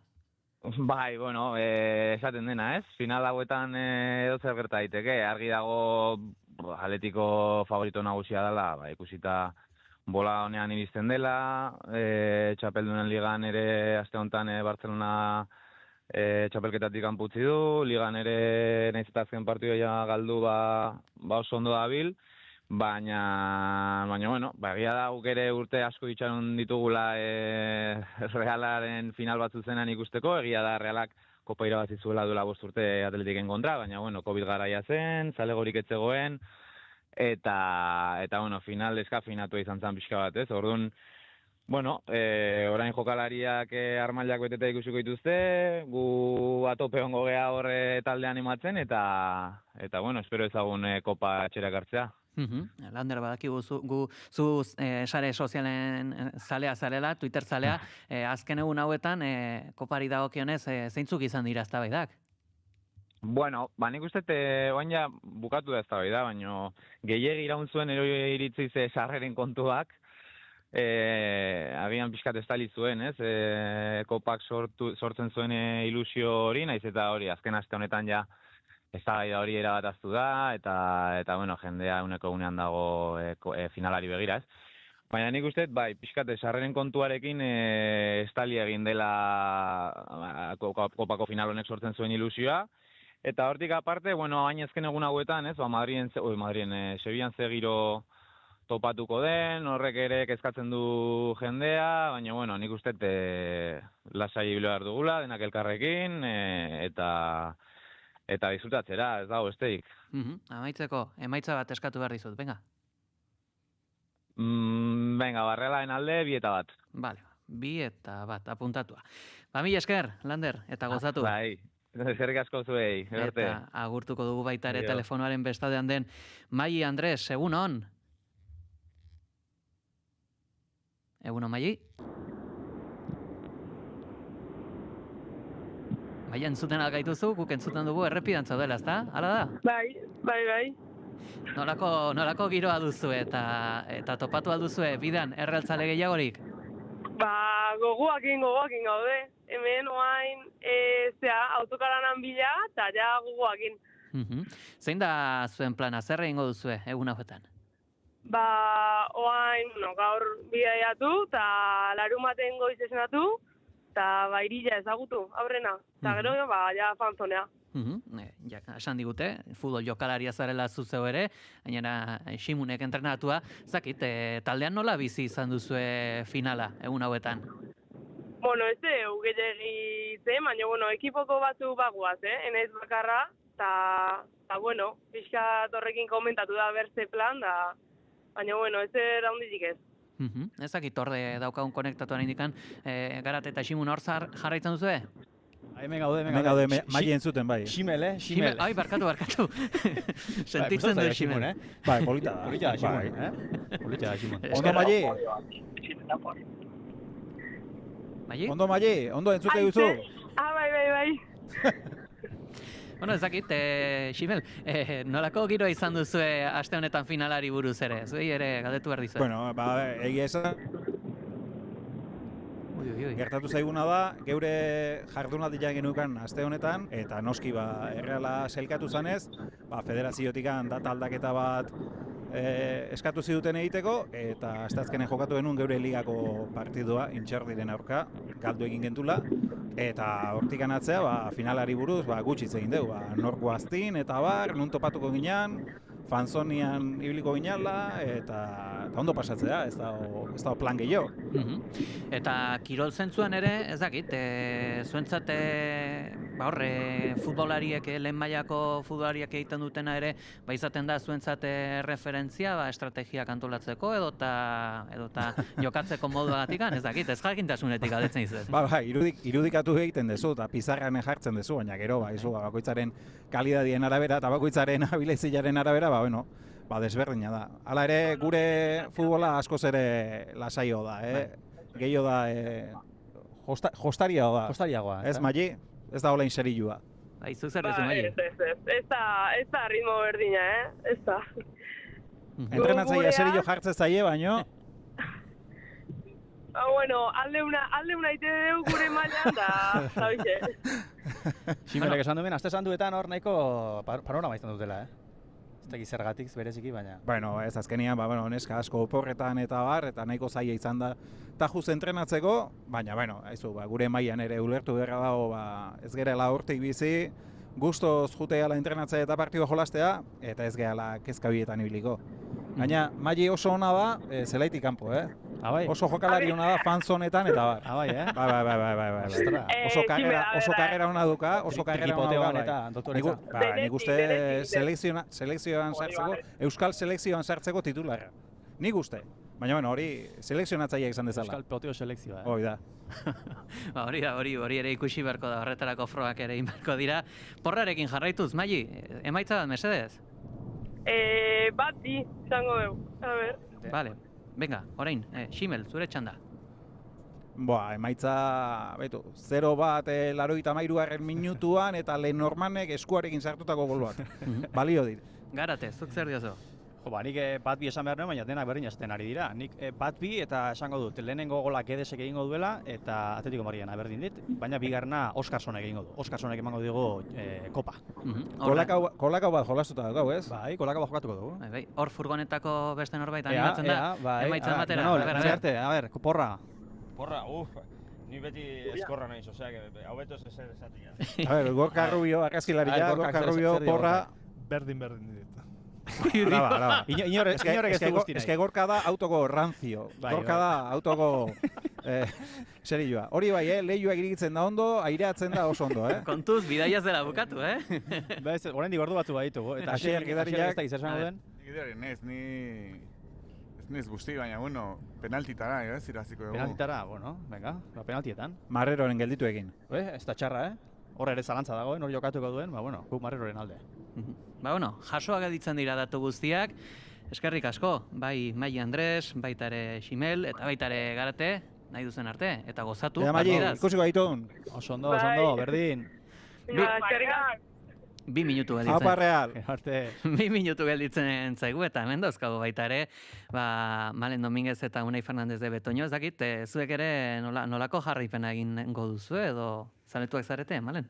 Bai, ni ez naiz oso futbolzalea, baina hola, bikotean familiatik eta etorri zait zaletasuna gehiago, eta bai, nik ere zuen lankideak eta entzun da gogo puntu bat sartu zait, ez dakit Sevillara jo, baina behintzat giro hori bizi eta postasunez ospatzeko, Reala finalera iritsi dela, ez dela gutxi, eta hori bera ere. Eta, nire plana da bihar Donostiara gerturatzea, pixka giroa ikusi, eta gero partidoa etxetik ikusi, familiakin, pizza gaua egingo dugu, eta ospatu, eta erakutsi euskaldunak hor gaudela, eta postasunez eguna bizita. Aldala, Aitor Zabaletaren omenez edo ideia horrekin kopa Euskal Herrira ekarri. Horretarako ere emaitza bat behar da, hori ere jakin edu, venga. Bai, nik 2 huts esango dut,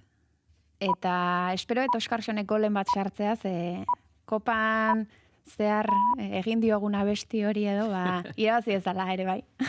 Unai, zure kasuan ez dakit, zuagian zuri urdina zara, baina ez dakit taldearen izen berdina. Hori da. Hemen ja ospatu dugu errege kopa baten irabazpena, duela gutxi, Baskoniak irabazita, baina bigarrena irabaztea ere euskal talde batentzat oso ondo ospatuko dugu, beraz, aupa Reala larun batean. Eta emaitza bat, mesedez? 3-0 Realaren alde, venga. Oso ondo, guztietatik baikorrena izan zara. Hori da. Oso ondo, Malen Dominguez eta Unai Fernandez de Betoño, mila esker gurean izateatik eta nahi duzen arte. Ederki, aio. Bai, eskerrik asko agur. Informazioaren aria.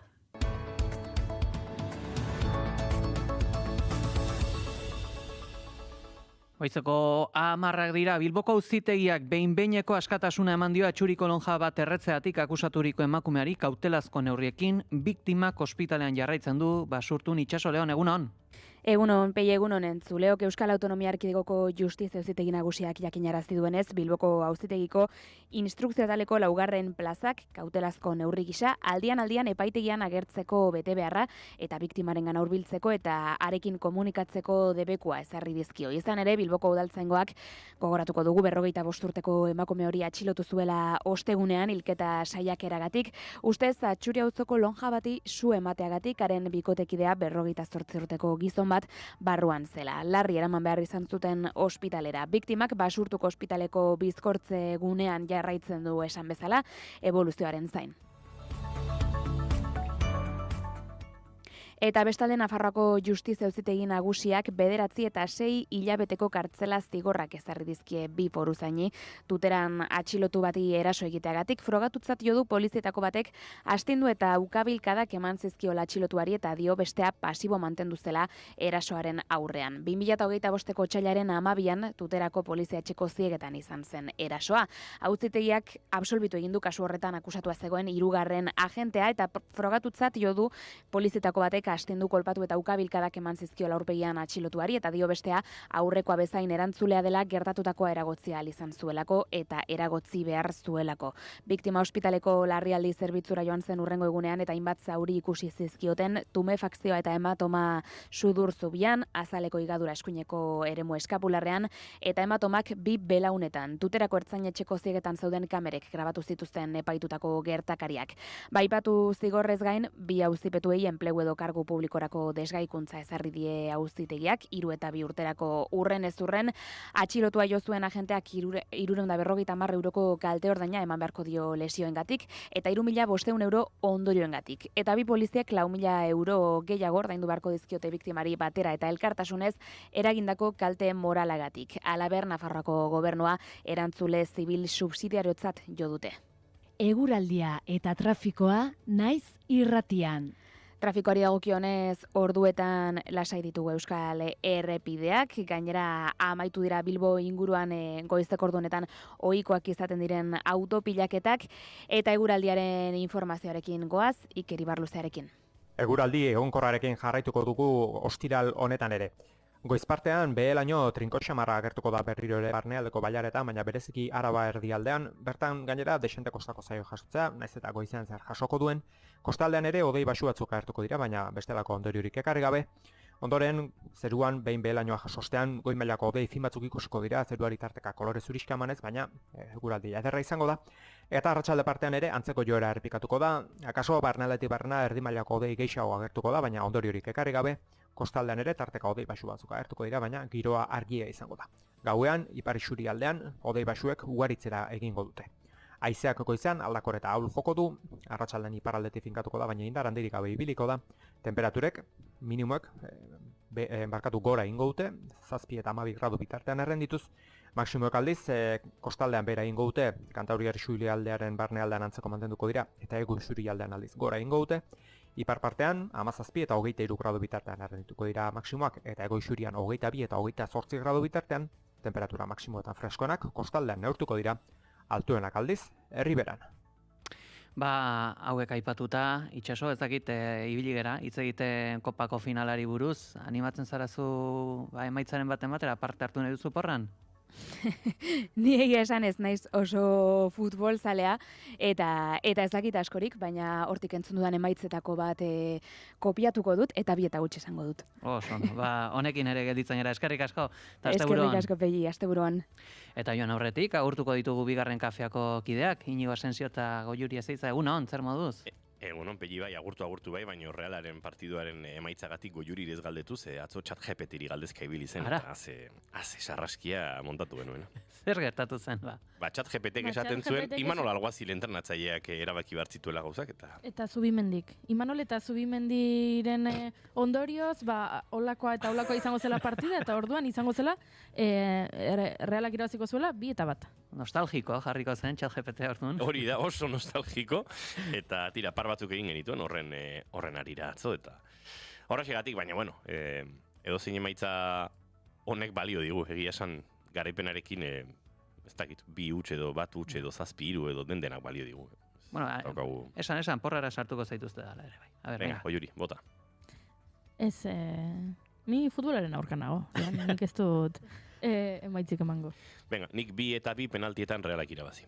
Oso ondo, jasoa, eta baita ere jaso nahi dugu, nolako kontuak aipatuko dituzuen ostiral goiz honetan? Zikoinen inguruan aritu behar dugu, Goiuri. Akaitze arasolako hori izan digu. Bai, zikoinak izango ditugula izpide.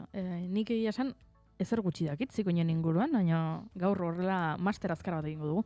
Bai, bueno, Ibis Eremitaren inguruan ikasi genuen bezalaxe, zikoinen inguruan ere gehiago ikasiko dugu. Horrez gain, Manu Gain musikaria gurean izango dugu, batez ere arte eszenikoen giroan musika sorkuntzan diarduelako, eta Oiana Maritorenaken berekin, kafe hutsa hartuko dugu Manu Gainekin, agendari helduko diogu, eta bestelako gai batzuk ere izango ditugu gaurkoan izpide, Xabi Arrieta eta Noa Gaztainaga ere hemen gurekin ditugulako, eta badabiltza saltxan gai xelebre xamar batzuk gurera ekartzekotan. Oso ondo, guzti hauekin geldituko era, eskerrik asko. Eskerrik asko zuri. Eta gure partetik, joateko tenorea heldu zaigu, baina gogoan izan, asteburu honetan, Naiz Irratian, emankizun berezia izango duzuela, Errealaren finala dela eta, beraz, adi ibili eta gozatu, asteburuaz. Ondo izan, aio? Naiz Irratian.